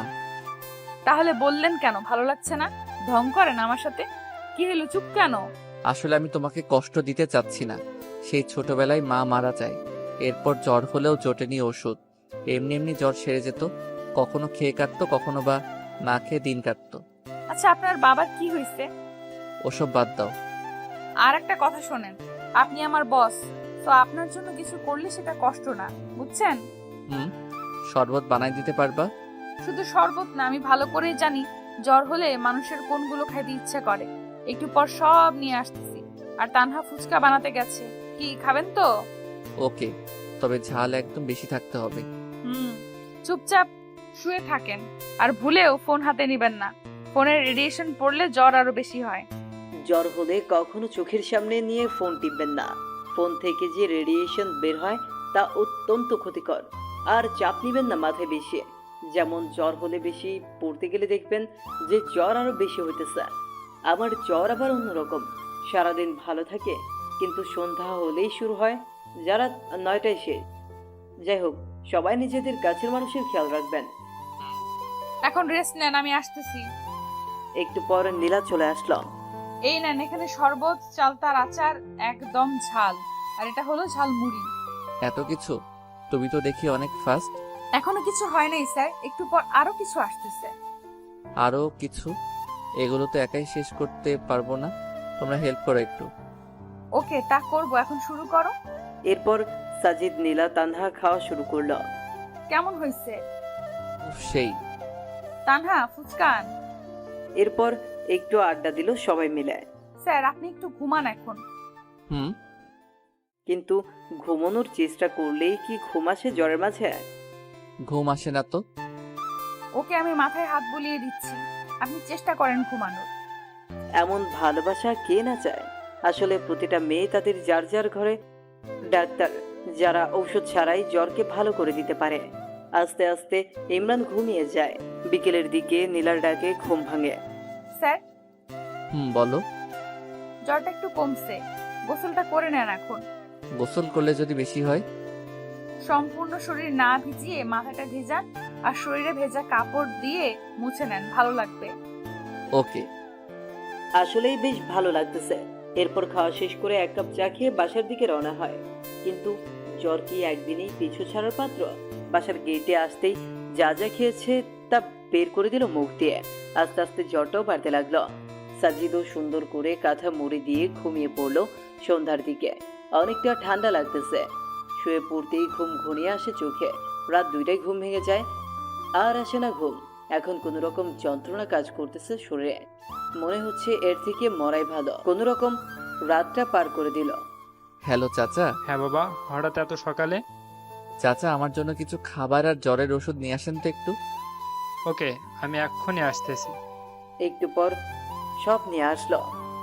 চাচা, আর আজ সবাইকে অর্ধেক বেলা কাজ করে ছুটি দিয়ে দিন। আচ্ছা। সময় মতো সবাই চলে আসলো। তখন পিয়ন সবাইকে জানিয়ে দিল। চাচা, স্যারের অসুখ ভালো হয় নাই। না মা, আরো বেশি হয়েছে। সকালে গিয়ে খাবার ওষুধ কিনে দিয়েছি। ও, ওনার বাসার ঠিকানাটা দেন তো। ঠিক আছে, লিখে নাও। এরপর ঠিকানা নিয়ে তারা চলে গেল বাসার উদ্দেশ্যে। গিয়ে দেখে দরজা খোলাই আছে। এই যে বস, আপনার সমস্যা কি? হ্যাঁ, কই কোনো সমস্যা নাই তো। জ্বর বেশি হয়েছে, একবার তো বলতে পারতেন আমাদের, শুধু বেশি বুঝবে। তানহা, একটা অটো ডেকে নে। অটো দিয়ে কি হবে? যতদিন না জ্বর ভালো হচ্ছে আমাদের কাছে থাকবেন। এটা সম্ভব না। দেখেন, বেশি কাহিনী করবেন না, তাহলে কিন্তু ভুলে যাব আপনি আমার বস। আমার রাগ সম্পর্কে জানেন না, তাই চুপ থাকেন। আমি ভালো করেই জানি। কি বললেন? কিছু না। এরপর একটা অটো নিয়ে সোজা চলে আসেন নীলাদের বাসায়। আচ্ছা, আমি তোমাদের বাসায় কেন যাব? মানুষ তো এমনি বলবে যে আমি কে হই তোমাদের। তুমি আমার ভাইয়া না, তাহলে আবার এই কথা কেন? শোনেন মিস্টার, মানুষ কি বললো না বললো তাতে আমার যায় আসে না। কি বাবা, অসুস্থ হয়েছো? তা একবারও আমাদের জানানোর প্রয়োজন মনে করলে না? পরপর ভাবো আমাদের, তাই না? তা তো অবশ্যই। পৃথিবীতে কেউ কারো আপন নয়। মানে? আন্টি, সবাইকে তো একদিন মরতে হবে, যেমনটা আমার মা আমায় রেখে গেছে। হয়েছে, আর বেশি বয়ান ছাড়া লাগবে না। এখন রেস্ট নেন, আমি পানি নিয়ে আসতেছি। ভাইয়া দেখছো কি কেয়ার করতেছে তোমার। তোমার যদি জানে তুমি ইমরান, তখন না জানে কি করবে আবার। কি আর করবে, যে রাগই আমার জীবনটা শেষ করবে। তানহা, তুই খাবার নিয়ে আয়, আমি মাথায় পানি দিয়ে দিচ্ছি। ওকে। শুয়ে পড়ুন তো। এরপর পানি দিতে লাগলো। কেমন লাগছে এখন? ভালো। শুধু ভালো লাগছে না, অনেকটা স্বস্তিও পাচ্ছি। শুয়ে থাকেন, আমি দিচ্ছি। এইভাবে সেবা করতে থাকে নীলা। জ্বর একটু কমলেও সাজিদকে অফিসে যেতে দেয়নি। পরের দিন তানহা নীলাকে, এখন তো জ্বর কম, এখন বাসায় যাই। না, কাল সকালে এখান থেকে অফিসে যাবেন। কেন? রাতে যদি আবার জ্বর আসে। ও, ছাদে আড্ডা দেই, চলেন। ওকে। জানেন স্যার, আমার জীবনে যে সামনে কি হতে চলেছে কিছুই বুঝতেছি না। যাকে চাই তাকে খুঁজে বেড়াই, কিন্তু পাই না। আপনার জীবন সম্পর্কে বলুন একটু শুনি। আমার জীবন নিয়ে কি বলবো? আপনি কি বলেন? আপনি না বললেন বাবা মা নেই, তারা কিভাবে মারা গেল? মা মারা গেছে অসুস্থ হয়ে, আর বাবাকে হারিয়েছি মা মারা যাওয়ার 2 মাস পরে। তাহলে ছোটকালটা আপনার খুব প্যারাময় ছিল, তাই না? শুধু প্যারা না, আরো অনেক কষ্ট ছিল। আসলে কষ্টের পর সুখ আসে, তাই না? কি জানি, হবে হয়তো। আমি কবে দেখা পাবো? কিসের, সুখের নাকি ছেলেটার? দুটোরই। কে সেই ছেলে? ওর নাম ইমরান। শেষে আমায় একটা চিঠি দিয়ে চলে গেছে। আজ পর্যন্ত অনেক খুঁজেছি কিন্তু পাইনি। ও বাবা, তাড়াতাড়ি দেখিও। চলেন, ঘুমাবেন এখন। শোনো, বলেন। Good night. Good night. পরদিন সকালে ফ্রেশ হয়ে চলে গেল সবাই অফিসের দিকে। বাবা কেমন আছো? আলহামদুলিল্লাহ চাচা। জ্বর কমেছে কি? হ্যাঁ চাচা, যে ট্রিটমেন্ট দিছে জ্বর ভালো না হয়ে কই যাবে। হুম। এরপর সাজিদ ও রুমে গেল। একে একে সবাই এসে জিজ্ঞেস করতেছে স্যারের শরীর কেমন আছে। এই যে মিস্টার স্যার, কি? লাঞ্চের সময় হয়েছে, চলেন। এখন না, তোমরা যাও, আমি পরে আসতেছি। না, এখনই চলেন, বেশি কথা বলবেন না। ওকে চলো। তুমি তো আবার যে রাগী। রাগের তো কিছুই দেখেননি এখনো আমার। মা বাবা আর আমার বিএফ জানে আমি কেমন রাগী। হইছে, চলেন। এরপর খাওয়া শেষে আবার চলে আসে কাজে। ভাইয়া চলো এখন। আর একটু কাজ করে যাই। না, এখন চলো। আজব, যাবোটা কোথায়? কেন? আমার খালামণির বাসায়। আবার যাব কেন? আমি তো সুস্থ এখন। সুস্থ মানে যদি রাতে আবার আসে? আমি যাইতে বলছি, চলো। আহ, এই দুই বোন জীবনটারে তেজপাতা বানাবে। ধরে নাও তাই, চলো এখন। কি আর করার, আবার গেলাম তাদের বাসায়। এবার আর সেবা না, এবার খাইয়ে 12টা বাজিয়ে রুমে পাঠাই দিছে। এই যে মিস্টার স্যার, কি অবস্থা? এই তো ভালোই। আচ্ছা, আমার একটা কথার উত্তর দিবেন? বলো। আচ্ছা, এই বয়সে আপনাকে স্যার বানাইছে কি? শোনো, টাকা আর নাম হলে নিজের বাবাও স্যার ডাকে। বুঝলাম। আচ্ছা, পড়ছেন কত দূর পর্যন্ত? তুমি যতদূর পড়ছো আমিও তেমনটাই। তাহলে সাবজেক্ট কি? তোমারটাই। এবার বলেন, ভার্সিটিও আমারটাই। কারেক্ট। তাহলে দেখি নাই কেন? সামনে যাই নাই তাই। ওয়েট, আপনি কি আমাকে আগে থেকে চেনেন নাকি? কি মনে হয় তোমার? না, প্রথম দিন যে প্রশ্ন করছেন তার জন্য কনফিউশনে ছিলাম, আর এখন শিওর হলাম। শিওর হওয়া ভালো। ঘুমান এখন। Good night. এরপর চলে গেল যে যার রুমে, আর সোজা হারিয়ে গেল ঘুমের দেশে। পরদিন আবার অফিস। সাজিদ একটু কাজে অফিসের বাইরে যায়, আর তখনই তার নামে একটা কুরিয়ার আসে। অফিসের চেয়ারম্যান আছেন কি? না, উনি তো বাইরে গেল, আমাকে দিয়ে দেন। দিয়ে দিব এখন। ওকে, এখানে একটা সাইন দেন। আচ্ছা। এরপর কুরিয়ার দিয়ে চলে যায়। মা, কুরিয়ারটা রাখো। মা, কুরিয়ারটা রাখো তো, তোমাদের কাছে সাজিদ মনে হয় লাঞ্চের সময় আসবে। আমি আবার বাসায় যাব তাড়াতাড়ি। ও, তোমাদের সাথে লাঞ্চ করলে দিয়ে দিও। ওকে চাচা, দেন। না, কুরিয়ারটা নিয়ে কেবিন রাখলো, আর তখনই নীলার চোখে পড়ল। কি রে এটা? স্যারের কুরিয়ার। এরপর হাতে নিয়ে দেখতে লাগলো। হঠাৎ চোখ আটকে গেল ইমরান নামের জায়গায়। তানহা, এদিকে দেখতো। কি? স্যারের নাম আসছে, তাহলে ইমরান নাম আসলো কই থেকে? হতে পারে স্যারের আরেকটা নাম ইমরান। এরা নিশ্চয়। আরে স্যার আসলে এখন জিজ্ঞেস করব। একটু পর সাজিদ এসে লাঞ্চ শেষ করে নিজের রুমে গেল। কুরিয়ারটা আমাকে দে তো তানহা। কেন? আমি দিয়ে আসতেছি স্যারকে। ওকে। স্যার, আসবো? আসো। এই নেন আপনার কুরিয়ার। ও, এটা এসে গেছে, দাও। স্যার ওয়েট, এটা কি? আর আমাদের কেন বলেন আপনার নাম সাজিদ? ও, এটা বলতে ভুলে গেছি। আমার শুধু একটা কথার উত্তর দেবেন। কি কথা? শুধু সত্যি করে বলবেন আপনি আমার সেই ইমরান কিনা। পৃথিবীতে কি একটা ইমরান? স্যার, আমার প্রশ্নের উত্তর এটা না। যদি সত্যি বলি তখন কি হবে, আর মিথ্যা বললে তখন? সেটা পরে দেখতে পাবেন। বলেন এখন প্লিজ, হাত জোর করে রিকোয়েস্ট করতেছি, প্লিজ সত্যিটা বলবেন। আমি ইমরান। এটা বলতে দেরি আর গালে থাপ্পড় পড়তে দেরি না। এরকমটা না করলেও পারতেন।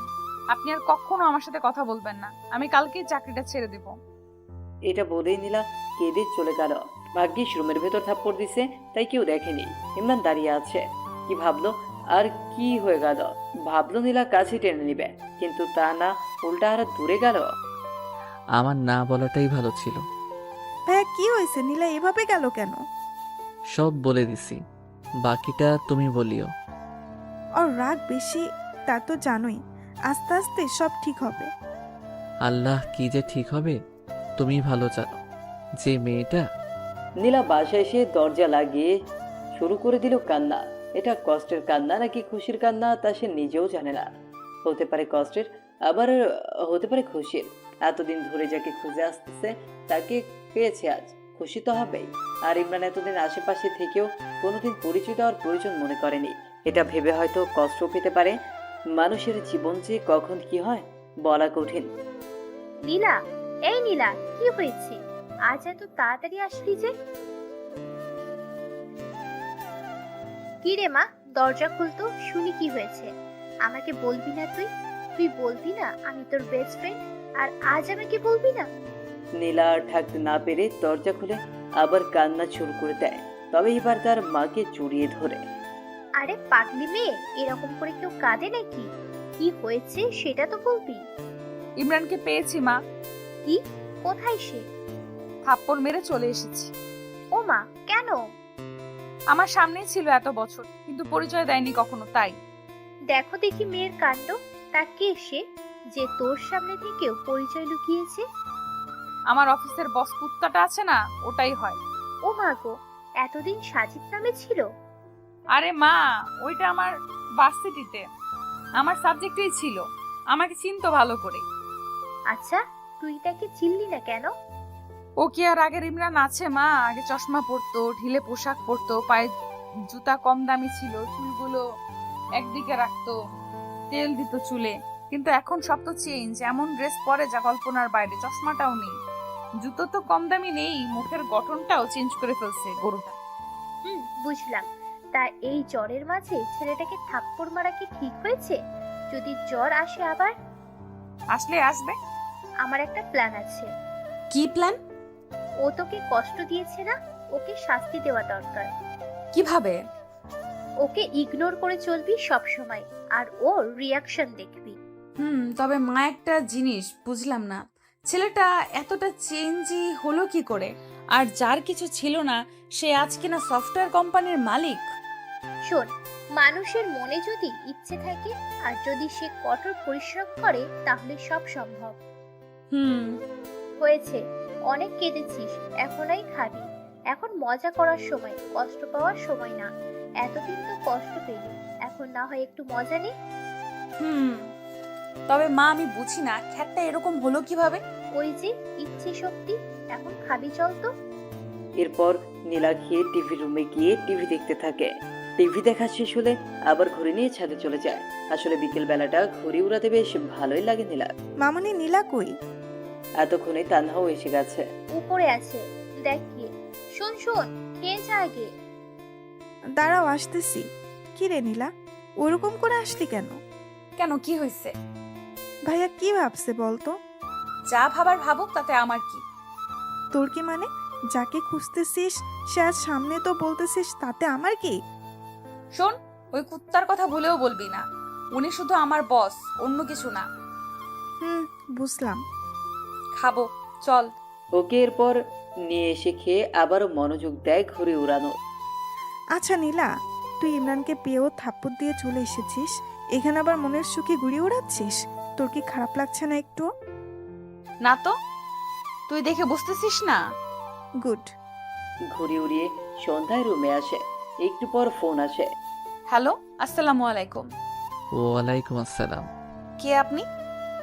কণ্ঠ শুনেও বোঝো না, নাকি না বোঝার ভান করতেছো? ধরে নেন একটা। আমার দোষটা তো বলবা। কোনো দোষ নাই আপনার। আপনি তো আর আমার সেই খ্যাত ইমরান না। ফোন রাখেন, কাজ আছে, বাই।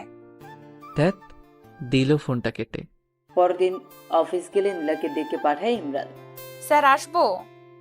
আসো। এরপর নীলা আসতেই সোজা গিয়ে ওর হাতটা ধরে ক্ষমা চায়। কিন্তু নীলা এত সহজে ছাড় দেওয়ার মতো মানুষ না। দেখুন স্যার, বস বসের মতো থাকুন। বেশি কিছু করলে আমি কিন্তু ভুলে যাব যে আপনি আমার বস। কি বেশি করলাম আমি? হাত ছাড়বেন কি না? না। আজকের চরটা একটু বেশি লাগছে। স্পষ্ট 4টা আঙ্গুলের দাগ বোঝা যাচ্ছে। চর খেয়ে ইমরান হাত ছেড়ে দিয়ে চোখ মুছল। নীলা আর সেখানে না থেকে চলে গেল নিজের কাজে। ইমরান আর লাঞ্চের সময় বাইরে যায়নি। বাইরে যাচ্ছে না দেখে তানহা আসে ডাকার জন্য। ভাইয়া, খাবা, আসো। তুমি যাও, আমার ক্ষুধা নেই। টেবিলে হেলান দিয়ে। আরে আসো না। তুমি যাবে এখান থেকে? দেখলি ছেলেটা খেতেও আসলো না। তো আমি কি করব? যার ইচ্ছা হবে খাবে, না হলে খাবে না। আমার না মাঝে মাঝে অবাক লাগে, এই জন্যই বুঝি এত খুঁজেছিস। এই তো বুঝছিস। এরপর অফিস শেষ হলে সবাই বাসায় চলে যায়, কিন্তু ইমরান এখনো অফিসে। বাবা বাসায় যাবা না? হ্যাঁ চাচা, শরীরটা ভালো ঠেকছে না, একটা রিক্সা ডেকে দেন তো। আচ্ছা। এরপর রিক্সা আসলে ইমরান সোজা ডাক্তারের কাছে গিয়ে জ্বরের ঔষধ নেয়।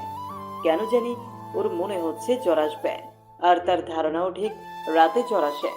হয়তো মায়ের জন্যই জ্বরের চোটে আজ অজ্ঞান হয়ে যায়। পরদিন সবাইকে অফিসে দেখা গেলেও ইমরান নেই। সবাই পিয়নকে জিজ্ঞেস করতেছে বস কই, কিন্তু তিনি আর কি বলবেন, নিজেও তো জানেন না। তিনি সবাইকে বলল যে যাওয়ার সময় সাজিদ বলেছিল তার নাকি শরীরটা খারাপ। এর বেশি জানি না আমি। সকাল থেকে ফোন দিচ্ছি কিন্তু উঠাচ্ছে না ফোন। নীলা চল, ভাইয়ার বাসায় যাব। কাহিনী বাদ দিয়ে চুপচাপ কাজ কর। আমার কথা তোর কাছে কাহিনী মনে হয়? ভালোই তো বদলে গেলি তুই নীলা। পরশু পর্যন্ত ঠিকই খুঁজছিলি, আর এখন আসলে তুই বুঝাতে চাচ্ছিসটা কি? হ্যাঁ কিছুই না। ভালো। ফোন করেই যাচ্ছে কিন্তু কোনো খবর নেই। এভাবে একটা দিন চলে যায়। পরের দিন আবার অফিসে বস নেই। চাচা আজকেও কি স্যার আসবে না? না, ফোনটাও বন্ধ, হয়তো কোনো কাজে বাইরে গেছে। সময় হলে চলে আসবে। আর আজ সকালে ছুটির 1টার পর হবে। নীলা আমার কাছে ভালো ঠেকছে না রে, কাছে গেলে কেউ ফোন অফ করে না।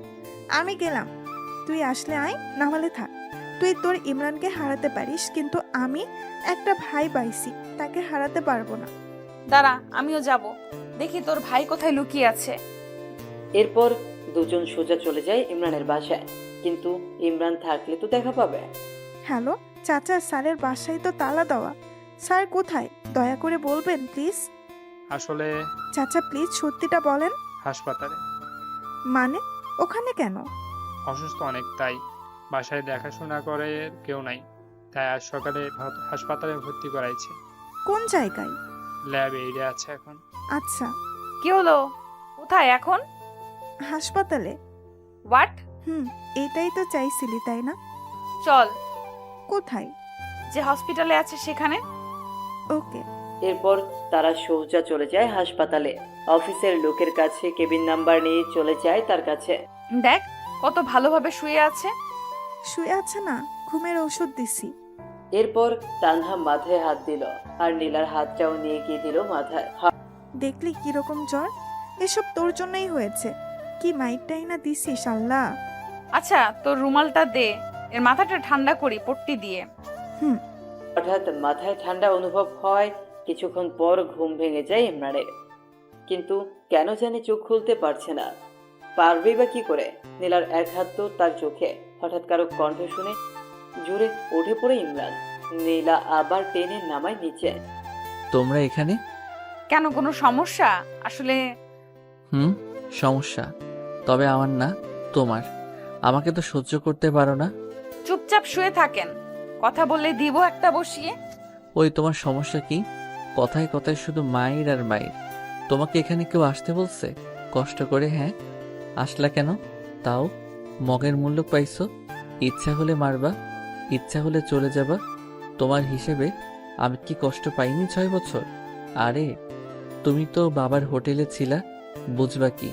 আমি হারে হারে বুঝেছি জীবনটা আসলে কি। প্রতিটা সময় গেছে এই সমাজের লোকদের সাথে যুদ্ধ করে নিজেকে তাদের সমতুল্য করে তুলতে। তারপরও তোমাকে ভুলিনি। মেয়েরা না ছেলেদের স্মার্টনেসকে ভালোবাসে, টাকা পয়সা ভালোবাসে, অন্য কিছু না। তোমার কি মনে হয় আমি এতদিনে প্রপোজাল পাইনি? আরে তোমার সামনেই তো তোমার বোন সেদিন প্রপোজ করছে, আর বাকিগুলো না হয় নাই বললাম। তারপরও কারোর সাথে প্রেমে জড়াইনি, কারণ একটাই, তোমাকে ভালোবাসি। প্রতিটা দিন কাছ থেকে না হলেও দূর থেকে দেখেছি। আমারও ইচ্ছা ছিল তোমার কাছে যাওয়া, কথা বলা, কিন্তু পারিনি। আগে প্রতিষ্ঠিত হতে চেয়েছি, আর তুমি ভাবো যে শুধু তুমিই কষ্ট পাইছো। বাবা, স্যারের দেখে মুখ দিয়ে বুলেটও বার হয়। স্যার এখন এখান থেকে আমার বাড়ি চলেন। কেন? একদিন ট্রিটমেন্ট না করেই জ্বর হাইয়ে উঠছে। আরও যদি এখন ট্রিটমেন্ট ছেড়ে দেই তখন তো জ্বরের টেম্পারেচার বেড়ে পার হয়ে চলে যাবে। হয়েছে, আমাকে নিয়ে ভাবতে হবে না। 6 বছর যাকে নিয়ে ভাবলাম তাকে এত তাড়াতাড়ি কেমনে ভুলি? ভালো। যাবেন কি এখন? না। আরে আরে নীলা, ছেলেটার জ্বর রে। আঙুল বাঁকা না করলে ঘি ওঠে না রে। কি এখন যাবেন তো স্যার? ইমরান কিছু না বলে চুপ করে আছে। এই যে স্যার, উঠবেন কি এখন? হুম। এরপর হাসপাতাল থেকে তারা চলে গেল তাদের বাসায়। কি বাবা, কেমন আছো? এই তো একটু অসুস্থ আন্টি। তা তো দেখতেই পাচ্ছি। মা, স্যার আমাদের সাথে থাকবে এখানে এখন থেকে। আচ্ছা। না, আমি থাকবো না। কেন? এমনি। আমি থাকতে বলছি, থাকবেন। চুপ, একদম চুপ। তোমার সব কথা শুনবো নাকি? হবে। সম্ভব না, অনেক সহ্য করছি, আর না। চুপচাপ শুয়ে থাকেন এখানে। ইমরানকে শুইয়ে দিয়ে নীলা চলে গেল পানি আনতে। এবার আবার শুরু করলো পানি দেওয়া। মাইটা খুব লাগছে তাই না? হুম। রাগ তোলায় দাও কেন তাহলে? এতদিন আমার সামনে থেকেও একবার বলার প্রয়োজন মনে করনি? তুমি জানো তোমাকে খুঁজতে গিয়ে কত জনের কত কথা শুনতে হয়েছে, কত কষ্ট করতে হয়েছে। তোমার আশা তো ছেড়েই দিছি। আমি শুধু আল্লাহর কাছে বলছি, আল্লাহ প্লিজ একবার ইমরানের সাথে একটা বার দেখা করার সুযোগ দিও। আর কিচ্ছু চাই না। আমাকে বললে কি এমন ক্ষতি হতো তোমার, বলো? কিছুই না, আগে নিজেকে চেঞ্জ করতে চেয়েছি। তুমি তো বলেছো চুল না কাটলে, শার্ট জুতা না পাল্টালে তোমার সামনে না আসি, তাই আসি নাই। আমি রেগে বলছি জন্য তুইও সেটা মাইন্ডে নিবি কুত্তা? ওই কি তুই টুকারি করে গালি দিচ্ছ? আমি তোমার বস বলে যেও না। ওই শোন, তুই আমার ক্লাসমেট, ওকে? এটা তোর অফিস না, তো বস বস করবি না। আচ্ছা, নিজেকে এত সহজে পাল্টালেন কি করে? নীলা পট্টি দিতে লাগলো। প্রশ্ন করতেছে। সহজ, এর থেকে কঠিন কিছু নেই। যে ছেলে কাপড়ের মুখ দেখেনি সেই ছেলেটা এইরকম কাপড় জুতা পরার জন্য দিনরাত এক করে কষ্ট করেছে। দিনে প্রাইভেট আর রাতে পার্ট টাইম জব। জানো, ভার্সিটি লাইফে শুধু ভাবতাম কোন দিন শুক্রবার আসবে আর কোন দিন আমি শান্তি মতো একটু ঘুমাবো, কারণ শুক্রবার ছাড়া অন্য কোনো দিন ঘুমানোর সময় পাইতাম না। তো পাল্টাতে কে বলেছে? আর কে বলছে এত কষ্ট করতে? কেউ বলেনি, শুধু খ্যাতনামটা নিজেকে খুব কষ্ট দিত। সামান্য কলেজে যতবার শুনেছি, না জানি এরকম থাকলে ভার্সিটিতে কতবার শুনতে হবে, এটা ভাবতেই শরীরটা শিউরে ওঠে। তাই চিন্তা করেছি, যদি চান্স পাই নিজেকে বদলাতে পারলে যাবই না ভার্সিটিতে। সব বুঝলাম। আর এই কোম্পানিটা, এটা কিভাবে সম্ভব? এটা এক বড় ভাইয়ের সহযোগিতাই করেছি। ও, এখন ঘুমান, আমি মাথায় তেল দিয়ে দিই। না থাক, লাগবে না। একটা কথা বলবো? হুম। এত বছর অনেক কষ্ট দিচ্ছেন, অনেক কাঁদাইছেন। প্লিজ হাত জোর করে বলি, আর কষ্ট দিয়েন না। একবার হারাইছি আপনাকে, আর হারাতে চাই না। প্লিজ যা করতে চাই করতে দেন। আর আমি রেগে গিয়ে কিছু বললে বা করলে সেটা মনে নিয়েন না। রেগে গিয়ে মারবা? আমি সহ্য করব নাকি? পরে আপনিও মারবেন, তাহলেই তো হয়। এখন যা করতে চাচ্ছি করতে দেন। ওকে। মানুষের জ্বর হলে মাথায় পট্টি দেওয়া, তেল দেওয়া মতো কেউ থাকলে আর কিছু লাগেই না। আর যাদের কেউ নেই তাদের অবস্থা আমার মতো। পুকুর পাড়ে বসে থাকা, মাঝে মাঝে বমি করার মতো অবস্থা হয়। একবার আমার জ্বর হয়েছিল, বমি করছিলাম যখন, তখন মা এসে আমার মাথার 2 সাইড চেপে ধরছিল। সত্যি এরকম ভালো যে জ্বরের মাঝে লাগে তা কখনো জানা ছিল না। থাক, ওসব না বলে গল্পে ফিরে। ইমরান তো বেশ মজাতেই আছে। সারাদিন মেয়ে পাশে সেবা করে যাচ্ছে, আর কষ্টে আছি আমি, কেউ নেই পাশে। নীলা মাথায় তেল দিয়ে দিতে দিতে ইমরান ঘুমিয়ে পড়ে, কিন্তু নীলা থেমে থাকে না। সে 11টায় বসেছে ইমরানের পাশে, বিকেল 3টে পর্যন্ত পাশেই বসে আছে। এর মধ্যে ইমরানের ঘুম ভেঙে যায়। তুমি এখনো এরকম করে দিচ্ছ? বললাম না একবার হারাইছি, আর হারাইতে পারবো না। যাও, এখন গোসল করে খাও। ওকে। নীলা গেলে আবার তানহা চলে আসে। ভাইয়া কি অবস্থা এখন? ভালো লাগছে না কিছুই। কিছু খাবা ভাইয়া? না। আচ্ছা শোনো, তুমি এই টয়লেটে গিয়ে পাটা একটু মুছে নাও, আমি শরবত আনতেছি। আচ্ছা। এরপর নীলা গোসল সেরে আসে আর ইমরান উরুকা মুছে ভেতরের সব বার করে দেয়। হইছে, এখন পেট খালি। হুম, কি খাবেন এখন? কিছু না। কিছু না বললেই হলো।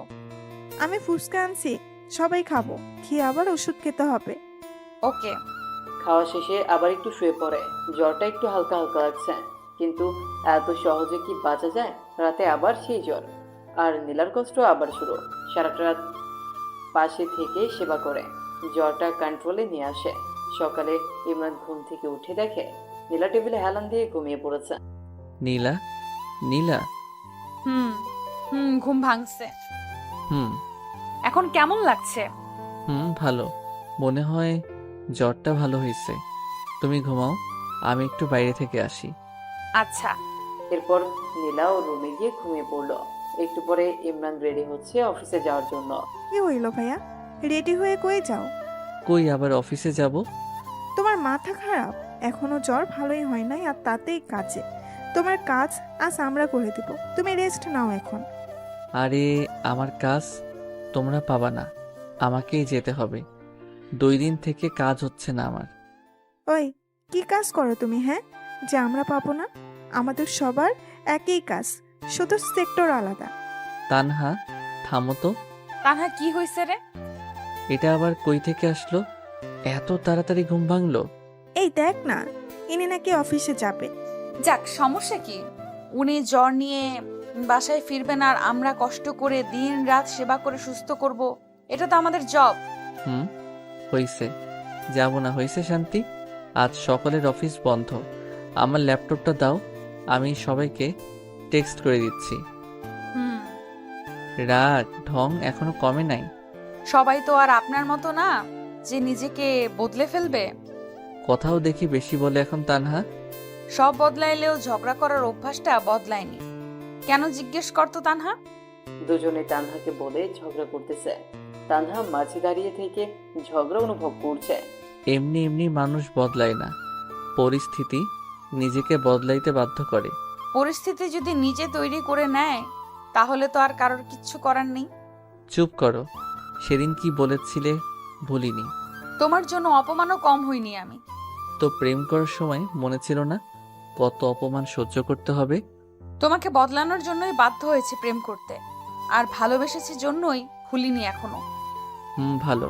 চল এখন ছাদে যাব, গান শুনবো আজ তোমার অনেকগুলো। গিটার নাই সাথে? আমার কাছে আছে। এখন তো সকাল রাতে আড্ডা দিই, আর বাসা থেকে গিটারটাও নিয়ে আসবো এখন। ওকে।